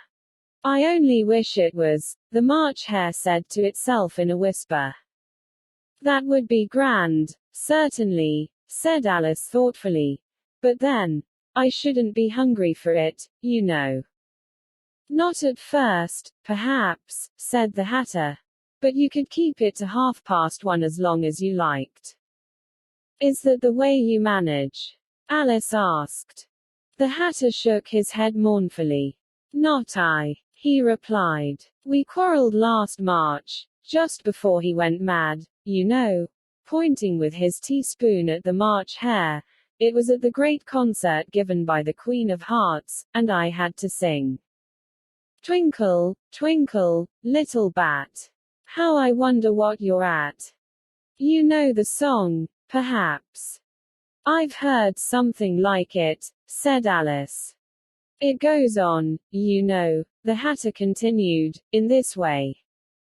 Up above the world you fly, like a tea tray in the sky. Twinkle, twinkle. Here the dormouse shook itself, and began singing in its sleep, twinkle, twinkle, twinkle, twinkle, and went on so long that they had to pinch it to make it stop. Well, I'd hardly finished the first verse, said the Hatter, when the Queen jumped up and bawled out, he's murdering the time. Off with his head. How dreadfully savage, exclaimed Alice. And ever since that, the Hatter went on in a mournful tone, he won't do a thing I ask. It's always 6 o'clock now. A bright idea came into Alice's head. Is that the reason so many tea things are put out here? She asked. Yes, that's it, said the Hatter with a sigh. It's always tea time, and we've no time to wash the things between whiles. Then you keep moving round, I suppose, said Alice. Exactly so, said the Hatter, as the things get used up. But what happens when you come to the beginning again? Alice ventured to ask.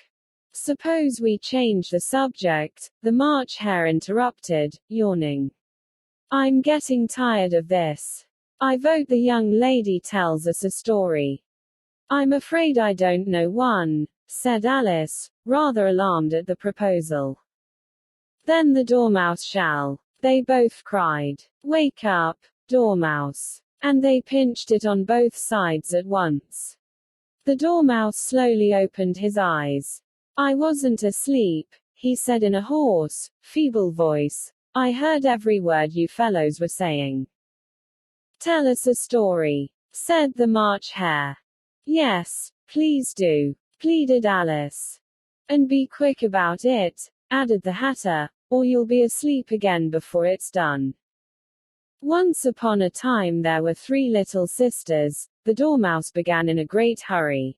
And the names were Elsie, Lacey, and Tilly, and they lived at the bottom of a well. What did they live on? Said Alice, who always took a great interest in questions of eating and drinking. They lived on treacle, said the Dormouse, after thinking a minute or two. They couldn't have done that, you know, Alice gently remarked. They'd have been ill. So they were, said the Dormouse, very ill. Alice tried to fancy to herself what such an extraordinary ways of living would be like, but it puzzled her too much, so she went on. But why did they live at the bottom of a well? Take some more tea, the March Hare said to Alice, very earnestly. I've had nothing yet, Alice replied in an offended tone, so I can't take more. You mean you can't take less, said the Hatter. It's very easy to take more than nothing. Nobody asked your opinion, said Alice. Who's making personal remarks now? The Hatter asked triumphantly. Alice did not quite know what to say to this, so she helped herself to some tea and bread and butter, and then turned to the Dormouse, and repeated her question. Why did they live at the bottom of a well? The Dormouse again took a minute or two to think about it, and then said, it was a treacle well. There's no such thing. Alice was beginning very angrily, but the Hatter and the March Hare went, shush. Shush. And the Dormouse sulkily remarked, if you can't be civil, you'd better finish the story for yourself. No, please go on. Alice said very humbly. I won't interrupt again. I dare say there may be one. One, indeed, said the Dormouse indignantly. However, he consented to go on. And so these three little sisters, they were learning to draw, you know. What did they draw? Said Alice, quite forgetting her promise. Treacle, said the Dormouse, without considering it all this time. I want a clean cup, interrupted the Hatter. Let's all move one place on. He moved on as he spoke, and the Dormouse followed him. The March Hare moved into the Dormouse's place, and Alice rather unwillingly took the place of the March Hare. The Hatter was the only one who got any advantage from the change, and Alice was a good deal worse off than before, as the March Hare had just upset the milk jug into his plate. Alice did not wish to offend the Dormouse again, so she began very cautiously, but I don't understand. Where did they draw the treacle from? You can draw water out of a water well, said the Hatter. So I should think you could draw treacle out of a treacle well, eh, stupid. But they were in the well, Alice said to the Dormouse, not choosing to notice this last remark. Of course they were, said the Dormouse, well in. This answer so confused poor Alice, that she let the Dormouse go on for some time without interrupting it. They were learning to draw, the Dormouse went on, yawning and rubbing its eyes, for it was getting very sleepy, and they drew all manner of things, everything that begins with an M. Why with an M? Said Alice. Why not? Said the March Hare. Alice was silent. The Dormouse had closed its eyes by this time, and was going off into a doze, but, on being pinched by the Hatter, it woke up again with a little shriek, and went on, that begins with an M, such as mousetraps, and the moon, and memory, and muchness. You know you say things are much of a muchness. Did you ever see such a thing as a drawing of a muchness?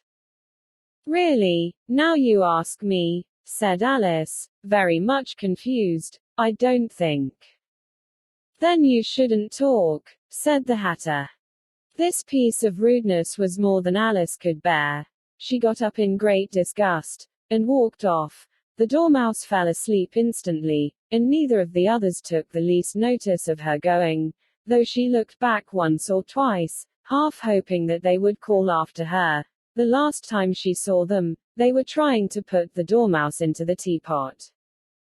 At any rate I'll never go there again, said Alice as she picked her way through the wood. It's the stupidest tea party I ever was at in all my life. Just as she said this, she noticed that one of the trees had a door leading right into it. That's very curious, she thought. But everything's curious today. I think I may as well go in at once. And in she went. Once more she found herself in the long hall, and close to the little glass table.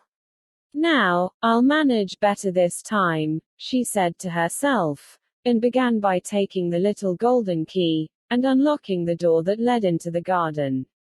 Then she went to work nibbling at the mushroom. She had kept a piece of it in her pocket, till she was about a foot high. Then she walked down the little passage, and then, she found herself at last in the beautiful garden, among the bright flower beds and the cool fountains. Chapter 8. The Queen's Croquet Ground. A large rose tree stood near the entrance of the garden. The roses growing on it were white, but there were 3 gardeners at it, busily painting them red. Alice thought this a very curious thing, and she went nearer to watch them, and just as she came up to them she heard one of them say, "Look out now, 5. Don't go splashing paint over me like that." "I couldn't help it," said 5, in a sulky tone. 7 jogged my elbow.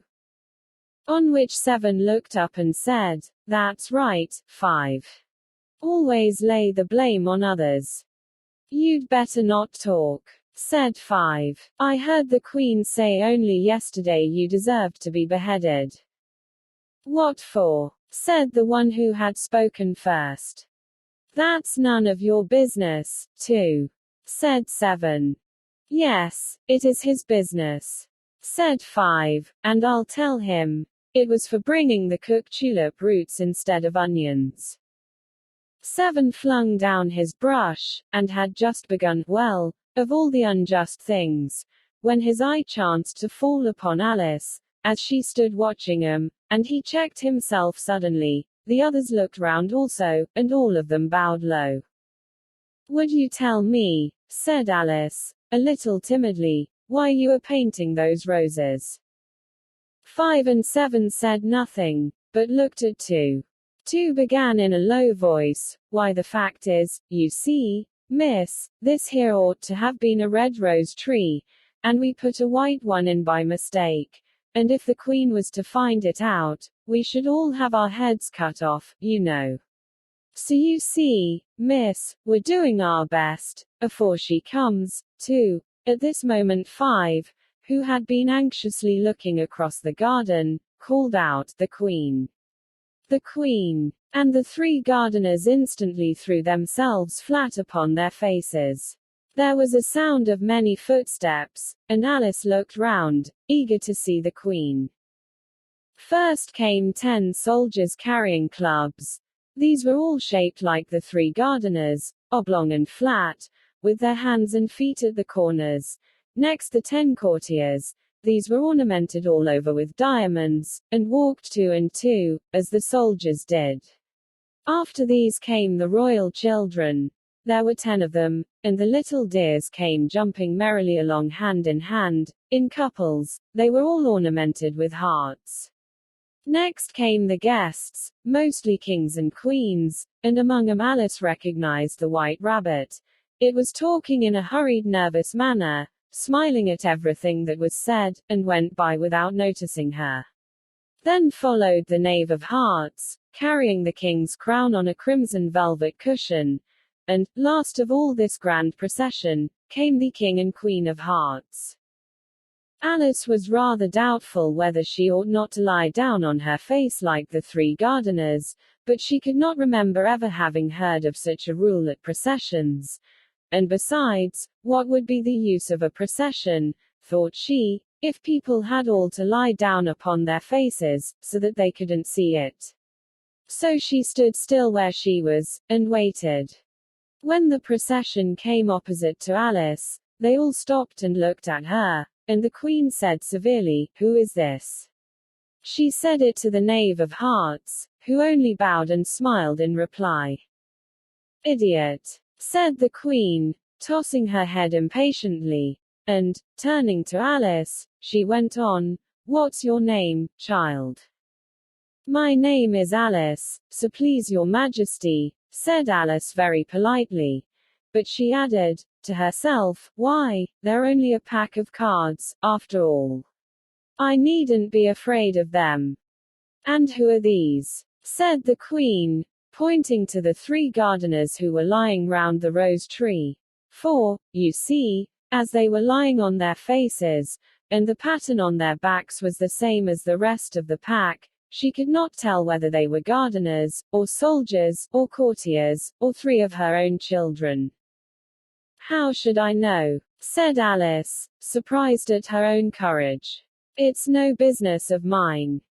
The Queen turned crimson with fury, and, after glaring at her for a moment like a wild beast, screamed, "Off with her head! Off!" "Nonsense," said Alice, very loudly and decidedly, and the Queen was silent.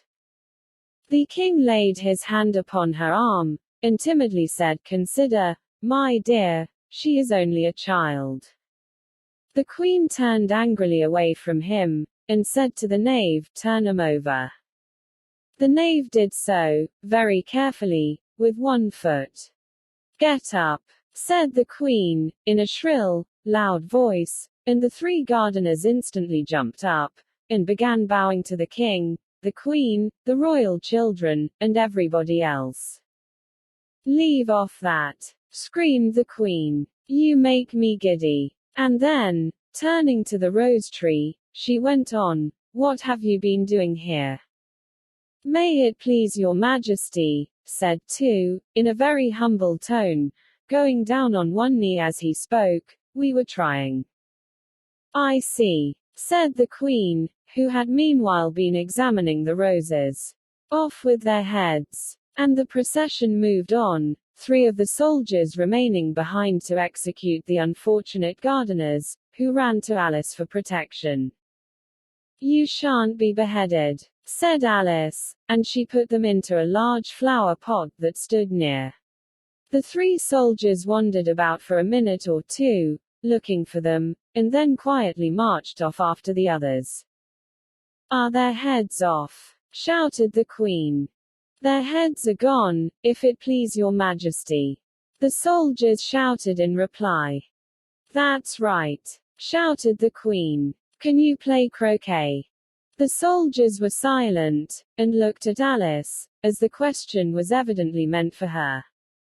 "Yes," shouted Alice. "Come on, then," roared the queen, and Alice joined the procession, wondering very much what would happen next. It's a very fine day," said a timid voice at her side. She was walking by the white rabbit, who was peeping anxiously into her face. "Very," said Alice. "Where's the Duchess?" "Hush, hush," said the rabbit in a low, hurried tone. He looked anxiously over his shoulder as he spoke, and then raised himself upon tiptoe, put his mouth close to her ear, and whispered, "She's under sentence of execution." "What for?" said Alice. "Did you say, 'What a pity'?" the rabbit asked. "No, I didn't," said Alice. "I don't think it's at all a pity. I said, 'What for?'" "She boxed the queen's ears," the rabbit began. Alice gave a little scream of laughter. "Oh, hush," the rabbit whispered in a frightened tone. "The queen will hear you. You see, she came rather late," and the queen said. "Get to your places," shouted the queen in a voice of thunder, and people began running about in all directions, tumbling up against each other. However, they got settled down in a minute or two, and the game began. Alice thought she had never seen such a curious croquet ground in her life.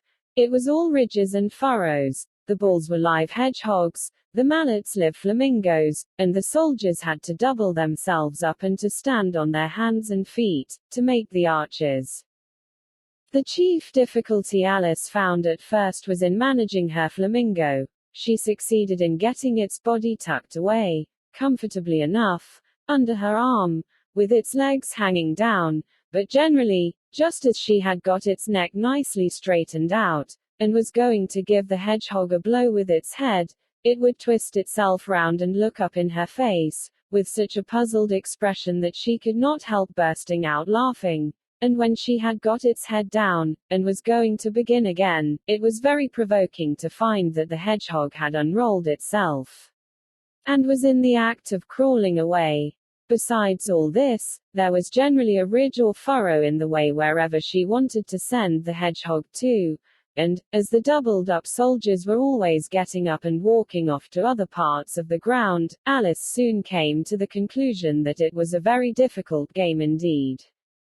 The players all played at once without waiting for turns, quarreling all the while, and fighting for the hedgehogs, and in a very short time the queen was in a furious passion, and went stamping about, and shouting, "Off with his head!" or, "Off with her head!" about once in a minute.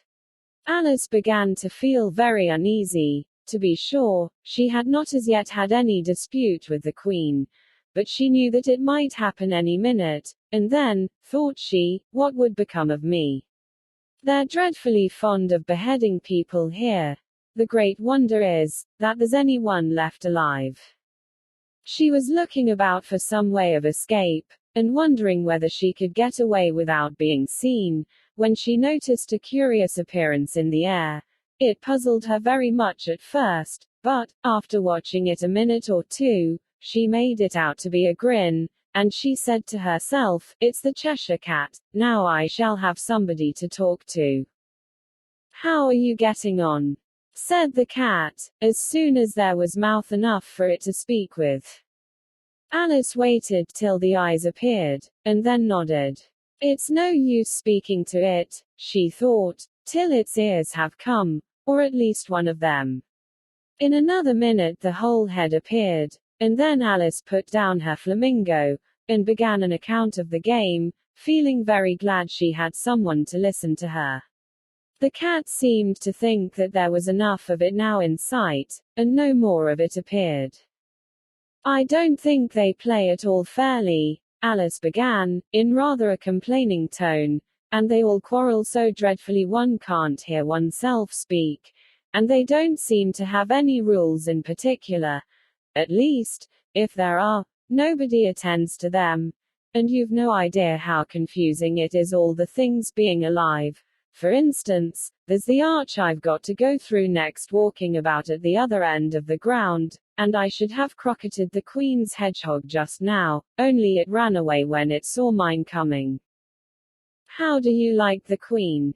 said the cat in a low voice. "Not at all," said Alice. "She's so extremely—" Just then she noticed that the Queen was close behind her, listening, so she went on, "Likely to win, that it's hardly worthwhile finishing the game." The Queen smiled and passed on. "Who are you talking to?" said the King, going up to Alice, and looking at the cat's head with great curiosity. "It's a friend of mine, a Cheshire Cat," said Alice. "Allow me to introduce it." "I don't like the look of it at all," said the King. "However, it may kiss my hand if it likes." "I'd rather not," the cat remarked. "Don't be impertinent," said the King, "and don't look at me like that." He got behind Alice as he spoke. "A cat may look at a king," said Alice. "I've read that in some book, but I don't remember where." "Well, it must be removed," said the King very decidedly, and he called the Queen, who was passing at the moment, "My dear, I wish you would have this cat removed." The Queen had only one way of settling all difficulties, great or small. "Off with his head," she said, without even looking round.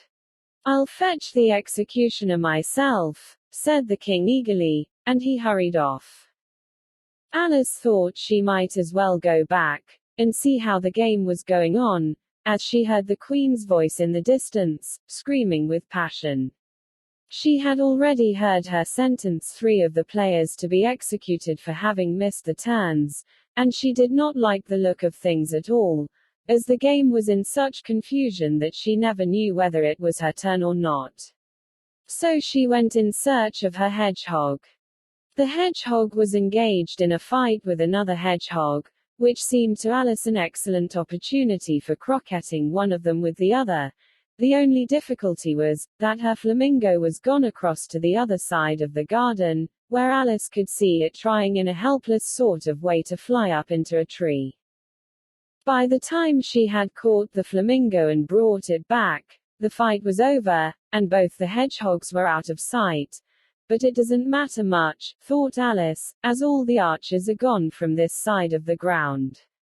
So she tucked it away under her arm, that it might not escape again, and went back for a little more conversation with her friend. When she got back to the Cheshire Cat, she was surprised to find quite a large crowd collected round it. There was a dispute going on between the executioner, the King, and the Queen, who were all talking at once, while all the rest were quite silent, and looked very uncomfortable. The moment Alice appeared, she was appealed to by all 3 to settle the question, and they repeated their arguments to her, though, as they all spoke at once, she found it very hard indeed to make out exactly what they said. The executioner's argument was, that you couldn't cut off a head unless there was a body to cut it off from, that he had never had to do such a thing before, and he wasn't going to begin at his time of life. The king's argument was, that anything that had a head could be beheaded, and that you weren't to talk nonsense. The queen's argument was, that if something wasn't done about it in less than no time she'd have everybody executed, all round. It was this last remark that had made the whole party look so grave and anxious. Alice could think of nothing else to say but, "It belongs to the Duchess, you'd better ask her about it." "She's in prison," the Queen said to the executioner. "Fetch her here." And the executioner went off like an arrow. The cat's head began fading away the moment he was gone, and, by the time he had come back with the Duchess, it had entirely disappeared, so the king and the executioner ran wildly up and down looking for it, while the rest of the party went back to the game. Chapter 9. The Mock Turtle's Story. "You can't think how glad I am to see you again, you dear old thing," said the Duchess, as she tucked her arm affectionately into Alice's, and they walked off together. Alice was very glad to find her in such a pleasant temper, and thought to herself that perhaps it was only the pepper that had made her so savage when they met in the kitchen. "When I'm a duchess," she said to herself, not in a very hopeful tone though, "I won't have any pepper in my kitchen at all. Soup does very well without.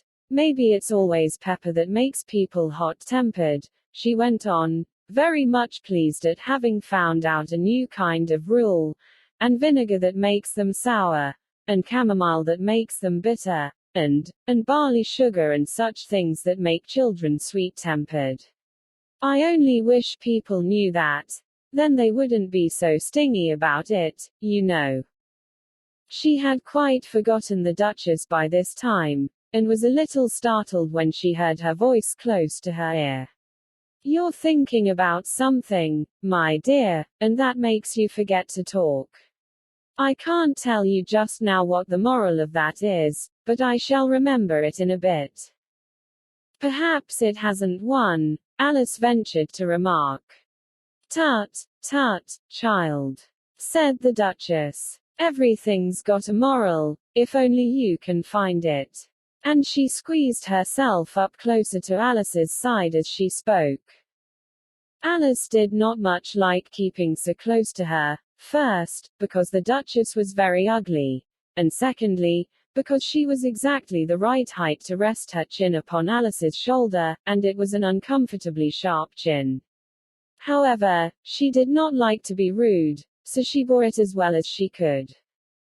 "The game's going on rather better now," she said, by way of keeping up the conversation a little. "'Tis so," said the Duchess, "and the moral of that is, oh, 'tis love, that makes the world go round." "Somebody said," Alice whispered, "that it's done by everybody minding their own business." "Ah, well, it means much the same thing," said the Duchess, digging her sharp little chin into Alice's shoulder as she added, "and the moral of that is, take care of the sense, and the sounds will take care of themselves." How fond she is of finding morals in things, Alice thought to herself. "I dare say you're wondering why I don't put my arm round your waist," the Duchess said after a pause. "The reason is, that I'm doubtful about the temper of your flamingo. Shall I try the experiment?" "He might bite," Alice cautiously replied, not feeling at all anxious to have the experiment tried. "Very true," said the Duchess. "Flamingos and mustard both bite. And the moral of that is, birds of a feather flock together." "Only mustard isn't a bird," Alice remarked. "Right, as usual," said the Duchess. "What a clear way you have of putting things." "It's a mineral, I think," said Alice. "Of course it is," said the Duchess, who seemed ready to agree to everything that Alice said. there's a large mustard mine near here. And the moral of that is, the more there is of mine, the less there is of yours. Oh, I know, exclaimed Alice, who had not attended to this last remark, it's a vegetable. It doesn't look like one, but it is. I quite agree with you, said the Duchess. And the moral of that is, be what you would seem to be. Or if you'd like it put more simply, never imagine yourself not to be otherwise than what it might appear to others that what you were or might have been was not otherwise than what you had been would have appeared to them to be otherwise. I think I should understand that better, Alice said very politely, if I had it written down, but I can't quite follow it as you say it. That's nothing to what I could say if I chose, the Duchess replied, in a pleased tone. Pray don't trouble yourself to say it any longer than that, said Alice. Oh, don't talk about trouble, said the Duchess. I make you a present of everything I've said as yet. A cheap sort of present, thought Alice. I'm glad they don't give birthday presents like that. But she did not venture to say it out loud. Thinking again, the Duchess asked, with another dig of her sharp little chin. I've a right to think, said Alice sharply, for she was beginning to feel a little worried. Just about as much right, said the Duchess, as pigs have to fly, and the M. But here, to Alice's great surprise, the Duchess's voice died away, even in the middle of her favorite word, moral, and the arm that was linked into hers began to tremble. Alice looked up, and there stood the Queen in front of them, with her arms folded, frowning like a thunderstorm. A fine day, Your Majesty, the Duchess began in a low, weak voice. Now, I give you fair warning, shouted the Queen, stamping on the ground as she spoke. Either you or your head must be off, and that in about half no time. Take your choice. The Duchess took her choice, and was gone in a moment. Let's go on with the game, the Queen said to Alice, and Alice was too much frightened to say a word, but slowly followed her back to the croquet ground. The other guests had taken advantage of the Queen's absence, and were resting in the shade. However, the moment they saw her, they hurried back to the game, the Queen merely remarking that a moment's delay would cost them their lives. All the time they were playing, the Queen never left off quarreling with the other players, and shouting, "Off with his head!" or, "Off with her head!" Those whom she sentenced were taken into custody by the soldiers, who of course had to leave off being archers to do this, so that by the end of half an hour or so there were no archers left, and all the players, except the King, the Queen, and Alice, were in custody and under sentence of execution. Then the Queen left off, quite out of breath, and said to Alice, "Have you seen the Mock Turtle yet?" "No," said Alice. "I don't even know what a Mock Turtle is." "It's the thing Mock Turtle soup is made from," said the Queen. "I never saw one, or heard of one," said Alice. "Come on, then," said the Queen, "and he shall tell you his history." As they walked off together, Alice heard the King say in a low voice, to the company generally, "You are all pardoned." "Come, that's a good thing," she said to herself, for she had felt quite unhappy at the number of executions the Queen had ordered. They very soon came upon a griffin, lying fast asleep in the sun. If you don't know what a griffin is, look at the picture. "Up, lazy thing," said the Queen, "and take this young lady to see the Mock Turtle, and to hear his history.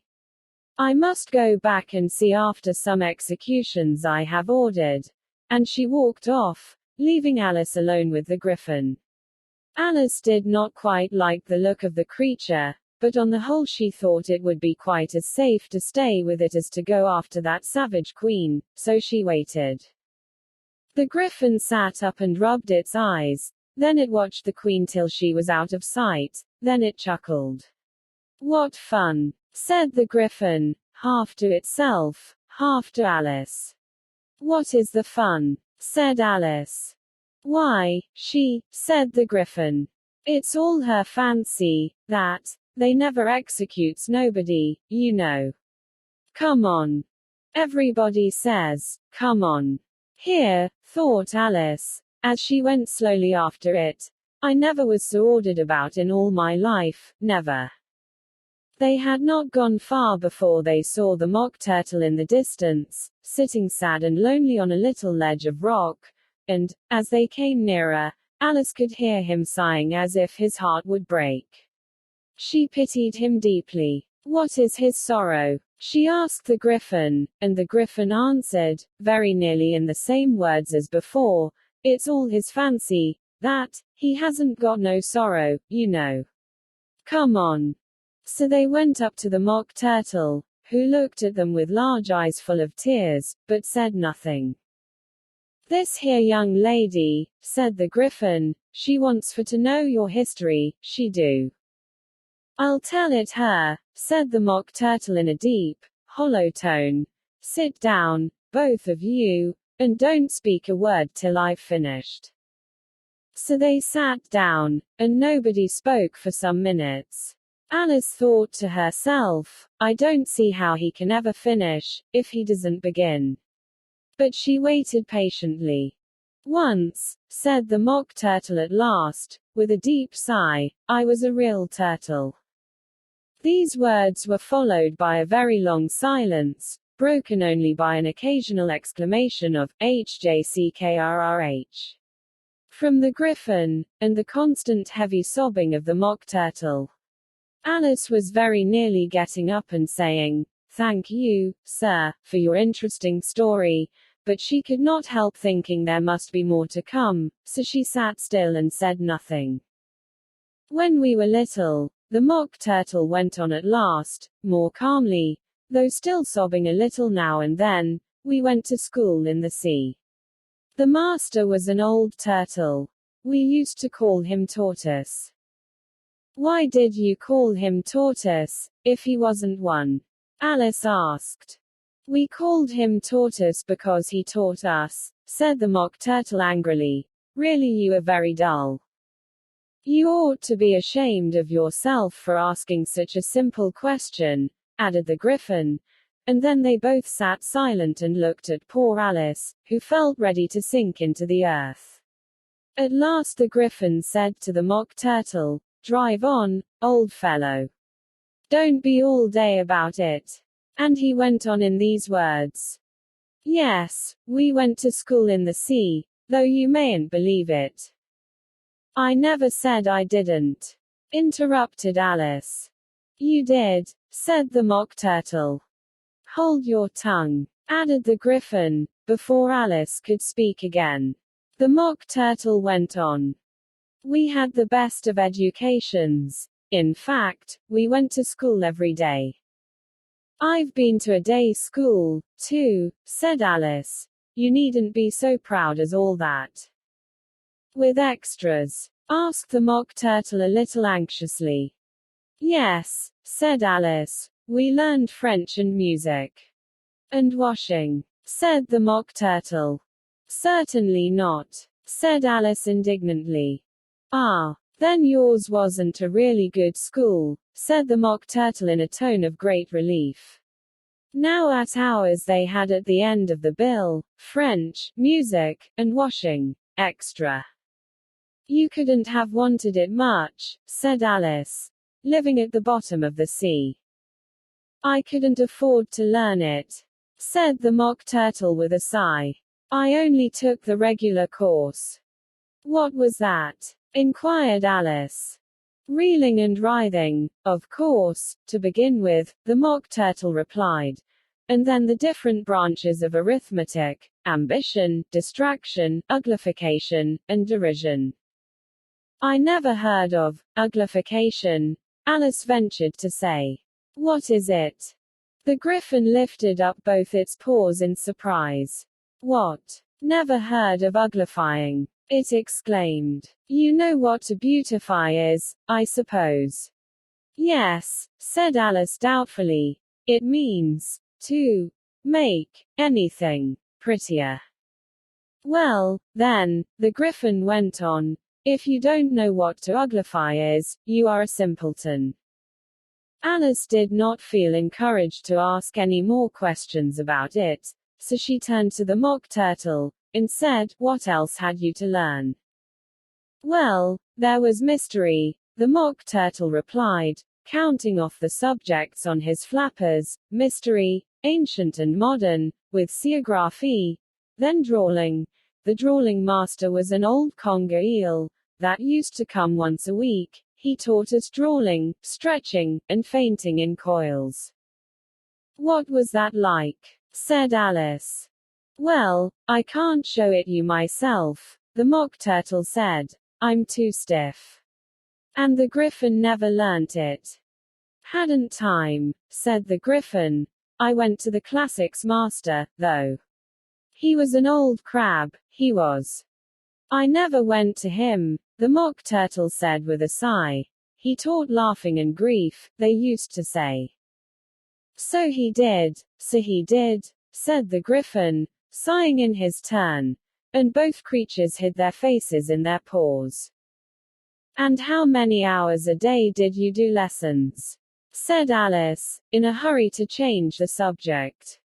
10 hours the first day, said the Mock Turtle, 9 the next, and so on. What a curious plan, exclaimed Alice. That's the reason they're called lessons, the Griffin remarked, because they lesson from day to day. This was quite a new idea to Alice, and she thought it over a little before she made her next remark. Then the 11th day must have been a holiday. Of course it was, said the Mock Turtle. And how did you manage on the 12th? Alice went on eagerly. That's enough about lessons, the Griffin interrupted in a very decided tone. Tell her something about the games now. Chapter 10 The Lobster Quadrille. The Mock Turtle sighed deeply, and drew the back of one flapper across his eyes. He looked at Alice, and tried to speak, but for a minute or two sobs choked his voice. Same as if he had a bone in his throat, said the Griffin, and it set to work shaking him and punching him in the back. At last the Mock Turtle recovered his voice, and, with tears running down his cheeks, he went on again. You may not have lived much under the sea. I haven't, said Alice, and perhaps you were never even introduced to a lobster. Alice began to say, I once tasted, but checked herself hastily, and said, no, never, so you can have no idea what a delightful thing a lobster quadrille is. No, indeed, said Alice. What sort of a dance is it? Why, said the Griffin, you first form into a line along the seashore. 2 lines, cried the Mock Turtle. Seals, turtles, salmon, and so on. Then, when you've cleared all the jellyfish out of the way. That generally takes some time, interrupted the Griffin. You advance twice. Each with a lobster as a partner, cried the Griffin. Of course, the Mock Turtle said. Advance twice, set to partners. Change lobsters, and retire in same order, continued the Griffin. Then, you know, the Mock Turtle went on, you throw the lobsters, shouted the Griffin, with a bound into the air. As far out to sea as you can. Swim after them, screamed the Griffin. Turn a somersault in the sea, cried the Mock Turtle, capering wildly about. Change lobsters again, yelled the Griffin at the top of its voice. Back to land again, and that's all the first figure, said the Mock Turtle, suddenly dropping his voice, and the 2 creatures, who had been jumping about like mad things all this time, sat down again very sadly and quietly, and looked at Alice. It must be a very pretty dance, said Alice timidly. Would you like to see a little of it? Said the Mock Turtle. Very much indeed, said Alice. Come, let's try the first figure, said the Mock Turtle to the Gryphon. We can do without lobsters, you know. Which shall sing? Oh, you sing, said the Gryphon. I've forgotten the words. So they began solemnly dancing round and round Alice, every now and then treading on her toes when they passed too close, and waving their forepaws to mark the time, while the Mock Turtle sang this, very slowly and sadly. Will you walk a little faster? Said a whiting to a snail. There's a porpoise close behind us, and he's treading on my tail. See how eagerly the lobsters and the turtles all advance. They are waiting on the shingle. Will you come and join the dance? Will you, won't you, will you, won't you, will you join the dance? Will you, won't you, will you, won't you join the dance? You can really have no notion how delightful it will be when they take us up and throw us, with the lobsters, out to sea. But the snail replied, too far, and gave a look askance. Said he thanked the whiting kindly, but he would not join the dance. Would not, could not, would not, could not, would not join the dance. Would not, could not, would not, could not join the dance. What matters it how far we go? His scaly friend replied. There is another shore, you know, upon the other side. The further off from England the nearer is to France. Then turn not pale, beloved snail, but come and join the dance. Will you, won't you, will you, won't you, will you join the dance? Will you, won't you, will you, won't you join the dance? Thank you, it's a very interesting dance to watch, said Alice, feeling very glad that it was over at last, and I do so like the curious song about the whiting. Oh, as to the whiting, said the Mock Turtle, you've seen 'em, of course. Yes, said Alice, I've often seen 'em at Din. She checked herself hastily. I don't know where Din may be, said the Mock Turtle, but if you've seen 'em so often, of course you know what they're like. I believe so, Alice replied thoughtfully. They have their tails in their mouths, and they're all over crumbs. You're wrong about the crumbs, said the Mock Turtle. Crumbs would all wash off in the sea. But they have their tails in their mouths, and the reason is, here the Mock Turtle yawned and shut his eyes. Tell her about the reason and all that, he said to the Gryphon. The reason is, said the Gryphon, that they would go with the lobsters to the dance. So they got thrown out to sea. So they had to fall a long way. So they got their tails fast in their mouths. So they couldn't get 'em out again. That's all. Thank you, said Alice, it's very interesting. I never knew so much about a whiting before. I can tell you more than that, if you like, said the Gryphon. Do you know why it's called a whiting? I never thought about it, said Alice. Why? It does the boots and shoes, the Gryphon replied very solemnly. Alice was thoroughly puzzled. Does the boots and shoes? She repeated in a wondering tone. Why, what are your shoes done with? Said the Gryphon. I mean, what makes them so shiny? Alice looked down at them, and considered a little before she gave her answer. They're done with blacking, I believe. Boots and shoes under the sea, the Gryphon went on in a deep voice, are done with a whiting. Now you know. And what are they made of? Alice asked in a tone of great curiosity. Soles and eels, of course, the Gryphon replied rather impatiently. Any shrimp could have told you that. If I'd been the whiting, said Alice, whose thoughts were still running on the song, I'd have said to the porpoise, keep back, please, we don't want you with us. They were obliged to have him with them, the Mock Turtle said. No wise fish would go anywhere without a porpoise. Wouldn't it really? Said Alice in a tone of great surprise. Of course not, said the Mock Turtle. Why, if a fish came to me, and told me he was going a journey, I should say, with what purpose? Don't you mean, purpose? Said Alice. I mean what I say, the Mock Turtle replied in an offended tone. And the Gryphon added, Come, let's hear some of your adventures. I could tell you my adventures, beginning from this morning, said Alice a little timidly, but it's no use going back to yesterday, because I was a different person then. Explain all that, said the Mock Turtle. No, no. The adventures first, said the Gryphon in an impatient tone. Explanations take such a dreadful time.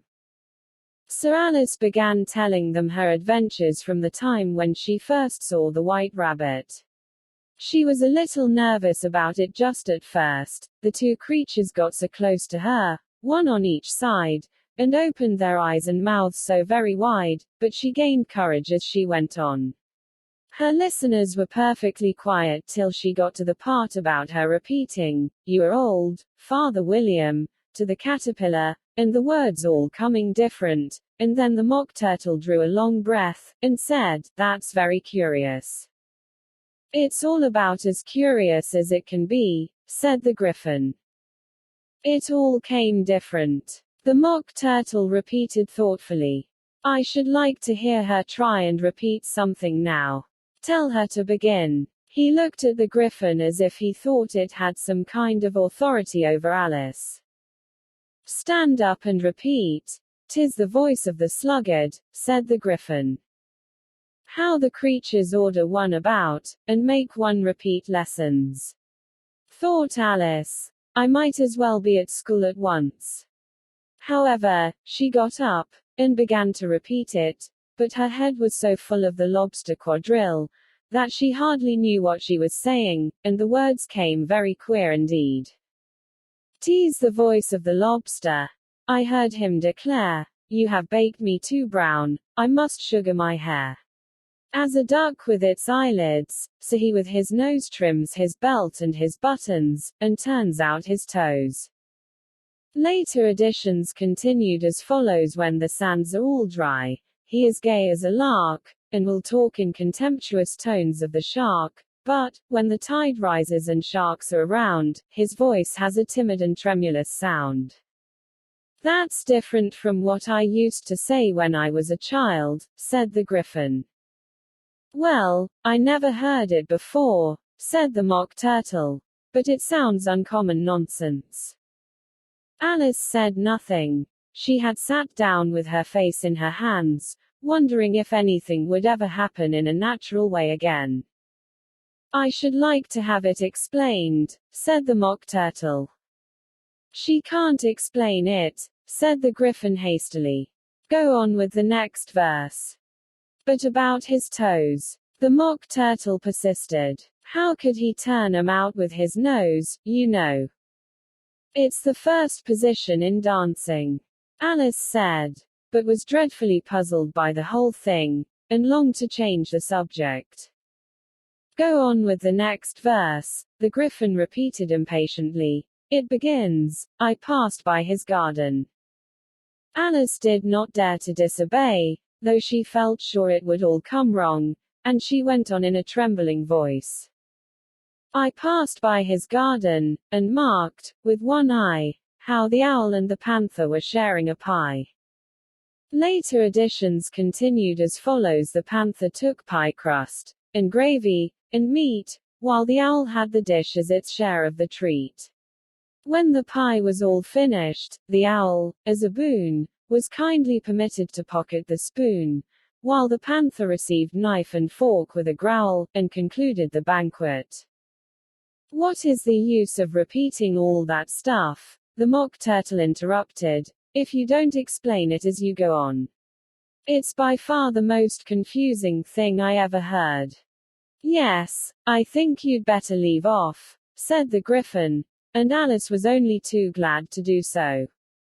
Shall we try another figure of the lobster quadrille? The Gryphon went on. Or would you like the Mock Turtle to sing you a song? Oh, a song, please, if the Mock Turtle would be so kind, Alice replied, so eagerly that the Gryphon said, in a rather offended tone, No accounting for tastes. Sing her, turtle soup, will you, old fellow? The Mock Turtle sighed deeply, and began, in a voice sometimes choked with sobs, to sing this. Beautiful soup, so rich and green, waiting in a hot tureen. Who for such dainties would not stoop? Soup of the evening, beautiful soup. Soup of the evening, beautiful soup. Beau, ootiful soup, oop. Beau, ootiful soup, oop. Sue, oop of the evening. Beautiful, beautiful soup. Beautiful soup. Who cares for fish, game, or any other dish? Who would not give all else for 2 pennyworth only of beautiful soup? Pennyworth only of beautiful soup. Beau, ootiful soup, oop. Beau, ootiful soup, oop. Sue, oop of the evening. Beautiful, beauty, fool soup. Chorus again, cried the Gryphon, and the Mock Turtle had just begun to repeat it, when a cry of the trial's beginning was heard in the distance. Come on, cried the Gryphon, and, taking Alice by the hand, it hurried off, without waiting for the end of the song. What trial is it? Alice panted as she ran.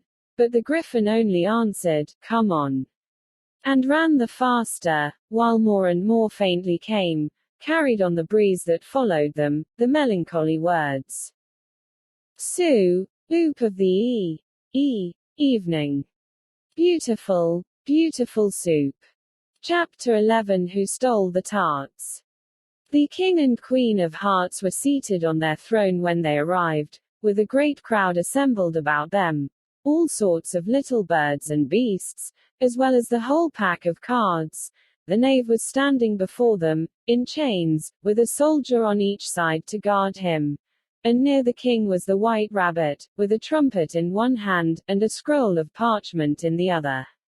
In the very middle of the court was a table, with a large dish of tarts upon it. They looked so good, that it made Alice quite hungry to look at them. I wish they'd get the trial done, she thought, and hand round the refreshments. But there seemed to be no chance of this, so she began looking at everything about her, to pass away the time. Alice had never been in a court of justice before, but she had read about them in books, and she was quite pleased to find that she knew the name of nearly everything there. That's the judge, she said to herself, because of his great wig.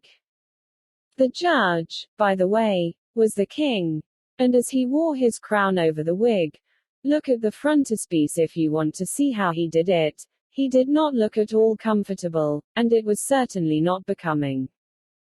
And that's the jury box, thought Alice, and those 12 creatures, she was obliged to say, creatures, you see, because some of them were animals, and some were birds. I suppose they are the jurors.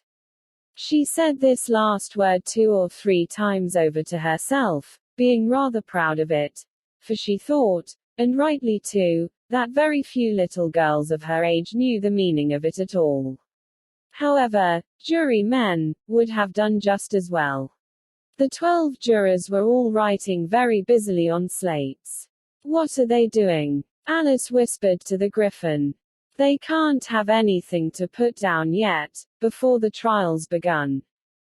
They're putting down the names, the Gryphon whispered in reply, for fear they should forget them before the end of the trial.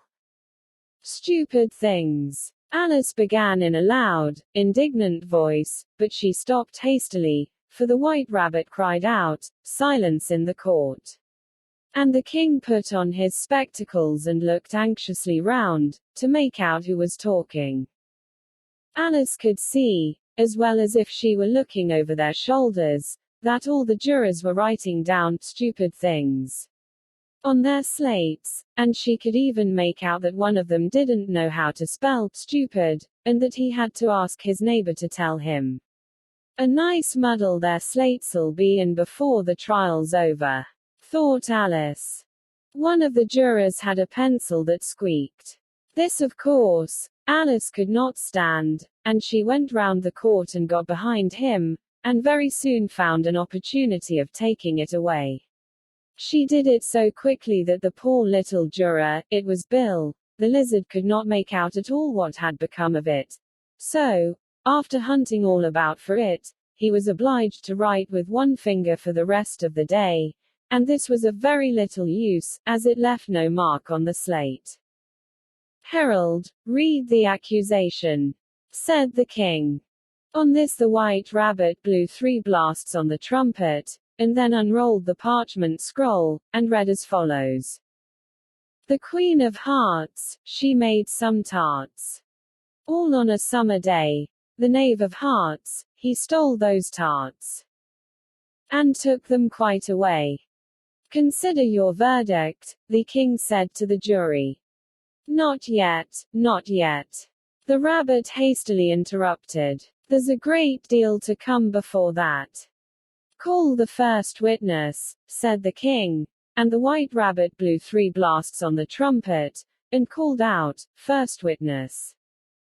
The first witness was the Hatter. He came in with a teacup in one hand and a piece of bread and butter in the other. "I beg pardon, your majesty," he began, "for bringing these in, but I hadn't quite finished my tea when I was sent for." "You ought to have finished," said the king. "When did you begin?"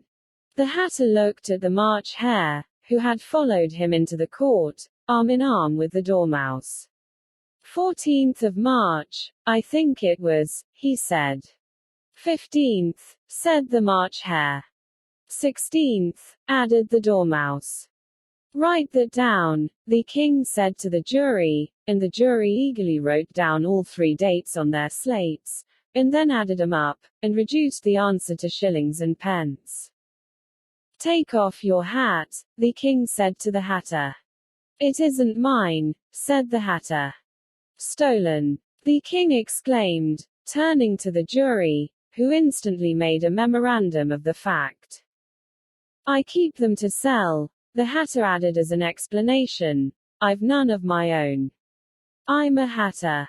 Here the queen put on her spectacles, and began staring at the Hatter, who turned pale and fidgeted. "Give your evidence," said the king, "and don't be nervous, or I'll have you executed on the spot." This did not seem to encourage the witness at all. He kept shifting from one foot to the other, looking uneasily at the queen, and in his confusion he bit a large piece out of his teacup instead of the bread and butter. Just at this moment Alice felt a very curious sensation, which puzzled her a good deal until she made out what it was. She was beginning to grow larger again, and she thought at first she would get up and leave the court. But on second thoughts she decided to remain where she was as long as there was room for her. "I wish you wouldn't squeeze so," said the Dormouse, who was sitting next to her. "I can hardly breathe." "I can't help it," said Alice very meekly, "I'm growing." "You've no right to grow here," said the Dormouse. "Don't talk nonsense," said Alice more boldly. "You know you're growing too." "Yes, but I grow at a reasonable pace," said the Dormouse, "not in that ridiculous fashion." And he got up very sulkily and crossed over to the other side of the court. All this time the queen had never left off staring at the Hatter, and, just as the Dormouse crossed the court, she said to one of the officers of the court, "Bring me the list of the singers in the last concert." On which the wretched Hatter trembled so, that he shook both his shoes off. "Give your evidence," the king repeated angrily, "or I'll have you executed, whether you're nervous or not." "I'm a poor man, your majesty," the Hatter began, in a trembling voice, and I hadn't begun my tea, not above a week or so, and what with the bread and butter getting so thin, and the twinkling of the tea. The twinkling of the what? Said the king. It began with the tea, the Hatter replied. Of course twinkling begins with a tea, said the king sharply. Do you take me for a dunce? Go on.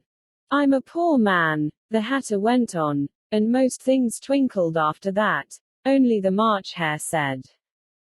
I didn't. The March Hare interrupted in a great hurry. You did, said the Hatter.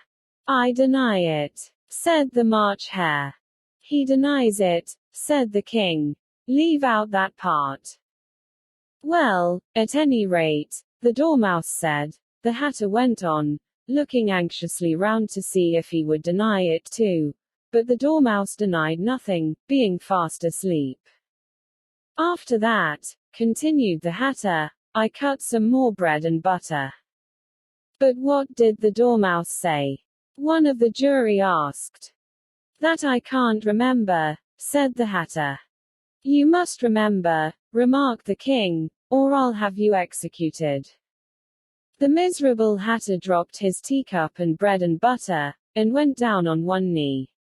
I'm a poor man, your majesty, he began. You're a very poor speaker, said the king. Here one of the guinea pigs cheered, and was immediately suppressed by the officers of the court.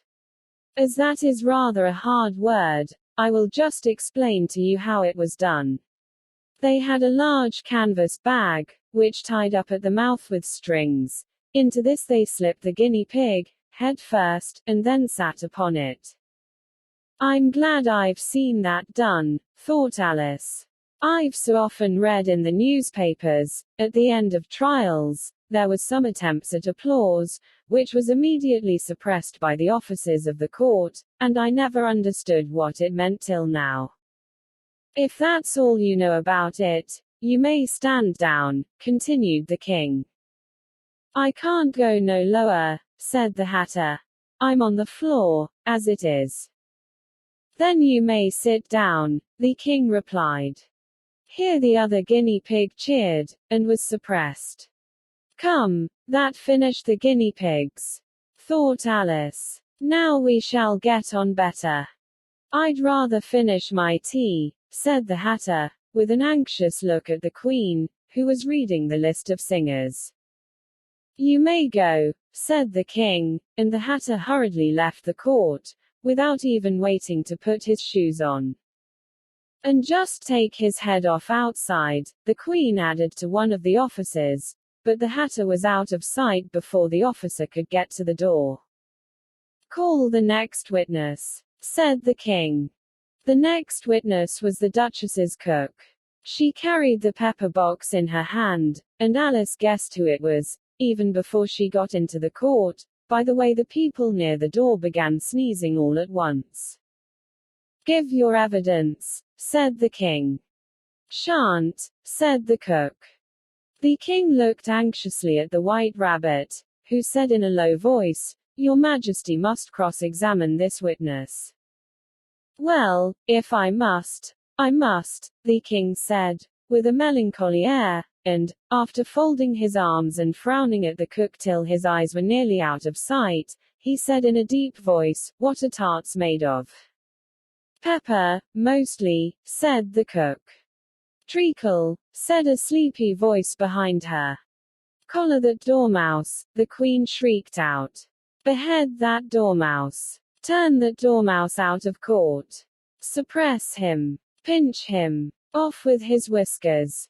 For some minutes the whole court was in confusion, getting the dormouse turned out, and, by the time they had settled down again, the cook had disappeared. Never mind, said the king, with an air of great relief. Call the next witness. And he added in an undertone to the Queen, Really, my dear, you must cross-examine the next witness. It quite makes my forehead ache. Alice watched the White Rabbit as he fumbled over the list, feeling very curious to see what the next witness would be like, for they haven't got much evidence yet, she said to herself. Imagine her surprise, when the White Rabbit read out, at the top of his shrill little voice, the name, Alice. Chapter 12 Alice's Evidence. Here, cried Alice, quite forgetting in the flurry of the moment how large she had grown in the last few minutes, and she jumped up in such a hurry that she tipped over the jury box with the edge of her skirt, upsetting all the jurymen onto the heads of the crowd below, and there they lay sprawling about, reminding her very much of a globe of goldfish she had accidentally upset the week before. "Oh, I beg your pardon," she exclaimed in a tone of great dismay, and began picking 'em up again as quickly as she could, for the accident of the goldfish kept running in her head, and she had a vague sort of idea that they must be collected at once and put back into the jury box, or they would die. "The trial cannot proceed," said the king in a very grave voice, "until all the jurymen are back in the proper places. All," he repeated with great emphasis, looking hard at Alice as he said so. Alice looked at the jury box, and saw that, in her haste, she had put the lizard in head downwards, and the poor little thing was waving its tail about in a melancholy way, being quite unable to move. She soon got it out again, and put it right. "Not that it signifies much," she said to herself. "I should think it would be quite as much use in the trial one way up as the other." As soon as the jury had a little recovered from the shock of being upset, and their slates and pencils had been found and handed back to them, they set to work very diligently to write out a history of the accident, all except the lizard, who seemed too much overcome to do anything but sit with its mouth open, gazing up into the roof of the court. "What do you know about this business?" the king said to Alice. "Nothing," said Alice. "Nothing whatever," persisted the king. "Nothing whatever," said Alice. "That's very important," the king said, turning to the jury. They were just beginning to write this down on their slates, when the White Rabbit interrupted. "Unimportant, Your Majesty means, of course," he said in a very respectful tone, but frowning and making faces at him as he spoke. "Unimportant, of course, I meant," the king hastily said, and went on to himself in an undertone. "Important, unimportant, unimportant, important," as if he were trying which word sounded best. Some of the jury wrote it down, important, and some, unimportant. Alice could see this, as she was near enough to look over their slates. But it doesn't matter a bit, she thought to herself. At this moment the king, who had been for some time busily writing in his notebook, cackled out, "Silence," and read out from his book, Rule 42. "All persons more than a mile high to leave the court." Everybody looked at Alice. "I'm not a mile high," said Alice. "You are," said the king. "Nearly 2 miles high," added the queen. "Well, I shan't go, at any rate," said Alice. "Besides, that's not a regular rule. You invented it just now." "It's the oldest rule in the book," said the king. "Then it ought to be number 1, said Alice. The king turned pale, and shut his notebook hastily. "Consider your verdict," he said to the jury, in a low, trembling voice. "There's more evidence to come yet, please your majesty," said the White Rabbit, jumping up in a great hurry. "This paper has just been picked up." "What's in it?" said the queen. "I haven't opened it yet," said the White Rabbit, "but it seems to be a letter, written by the prisoner to somebody." "It must have been that," said the king, "unless it was written to nobody, which isn't usual, you know." "Who is it directed to?" said one of the jurymen. "It isn't directed at all," said the White Rabbit. "In fact, there's nothing written on the outside." He unfolded the paper as he spoke, and added, "It isn't a letter, after all, it's a set of verses." "Are they in the prisoner's handwriting?" asked another of the jurymen. "No, they're not," said the White Rabbit, "and that's the queerest thing about it." The jury all looked puzzled. "He must have imitated somebody else's hand," said the king. The jury all brightened up again. "Please your majesty," said the knave, "I didn't write it. And they can't prove I did. There's no name signed at the end." "If you didn't sign it," said the king, "that only makes the matter worse. You must have meant some mischief, or else you'd have signed your name like an honest man." There was a general clapping of hands at this. It was the first really clever thing the king had said that day. "That proves his guilt," said the queen. "It proves nothing of the sort," said Alice. "Why, you don't even know what they're about." "Read them," said the king. The White Rabbit put on his spectacles. "Where shall I begin, please your majesty?" he asked. "Begin at the beginning," the king said gravely, "and go on till you come to the end, then stop." These were the verses the White Rabbit read. "They told me you had been to her, and mentioned me to him. She gave me a good character, but said I could not swim. He sent them word I had not gone. We know it to be true, if she should push the matter on. What would become of you? I gave her 1, they gave him 2. You gave us 3 or more. They all returned from him to you, though they were mine before. If I or she should chance to be involved in this affair, he trusts to you to set them free. Exactly as we were. My notion was that you had been, before she had this fit, an obstacle that came between him and ourselves, and it. Don't let him know she liked them best. For this must ever be a secret, kept from all the rest. Between yourself and me. That's the most important piece of evidence we've heard yet," said the king, rubbing his hands. "So now let the jury. If any one of them can explain it," said Alice. She had grown so large in the last few minutes that she wasn't a bit afraid of interrupting him. "I'll give him 6pence. I don't believe there's an atom of meaning in it."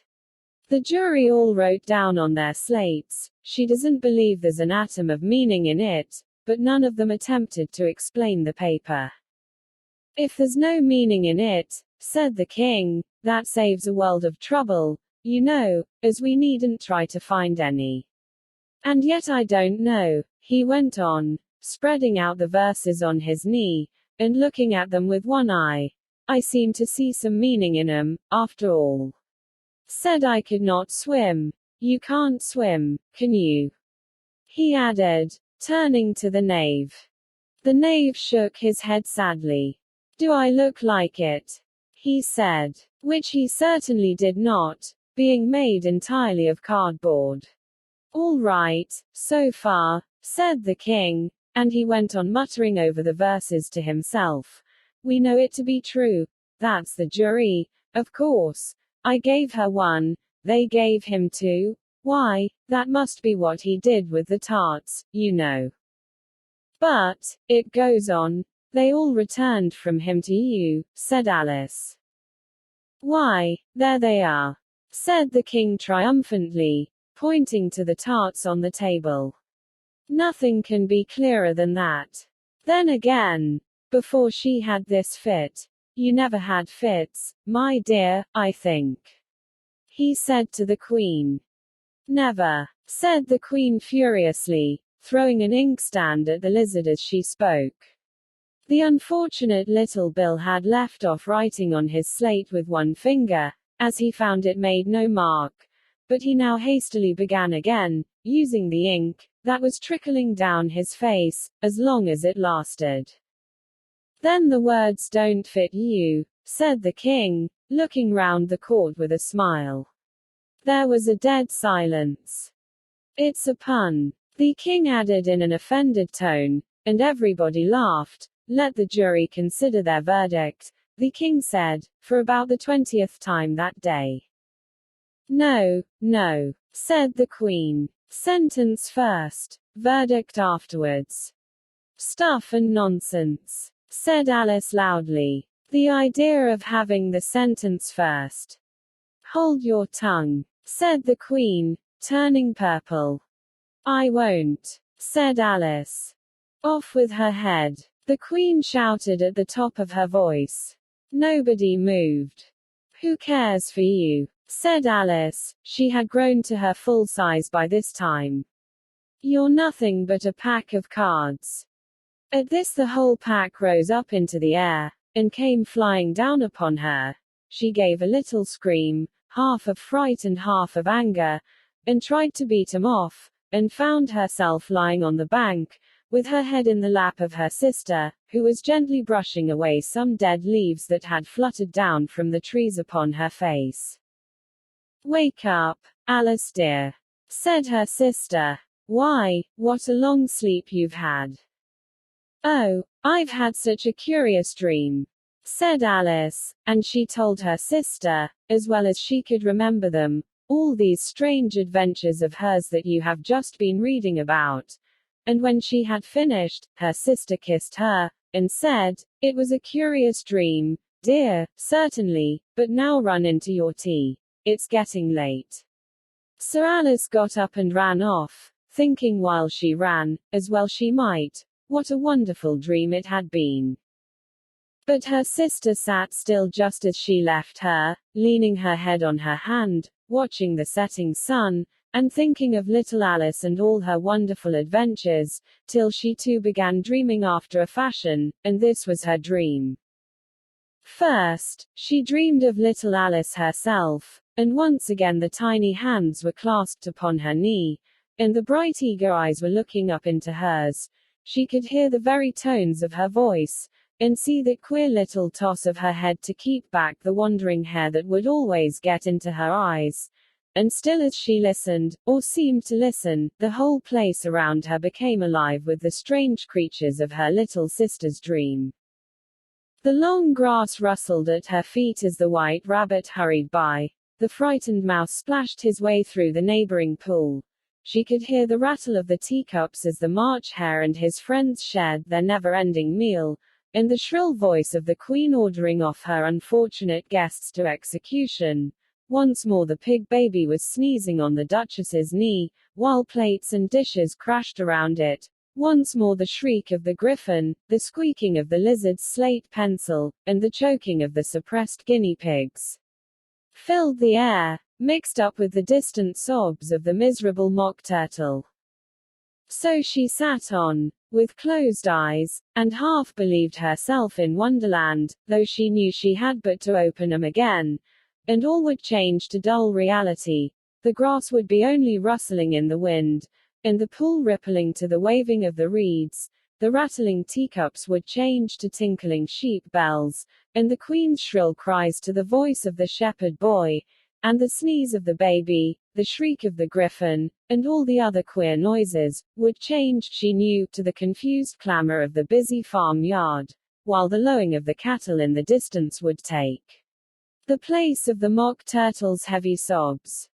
Lastly, she pictured to herself how this same little sister of hers would, in the after-time, be herself a grown woman, and how she would keep, through all her riper years, the simple and loving heart of her childhood, and how she would gather about her other little children, and make their eyes bright and eager with many a strange tale, perhaps even with the dream of Wonderland of long ago, and how she would feel with all their simple sorrows, and find a pleasure in all their simple joys, remembering her own child life and the happy summer days.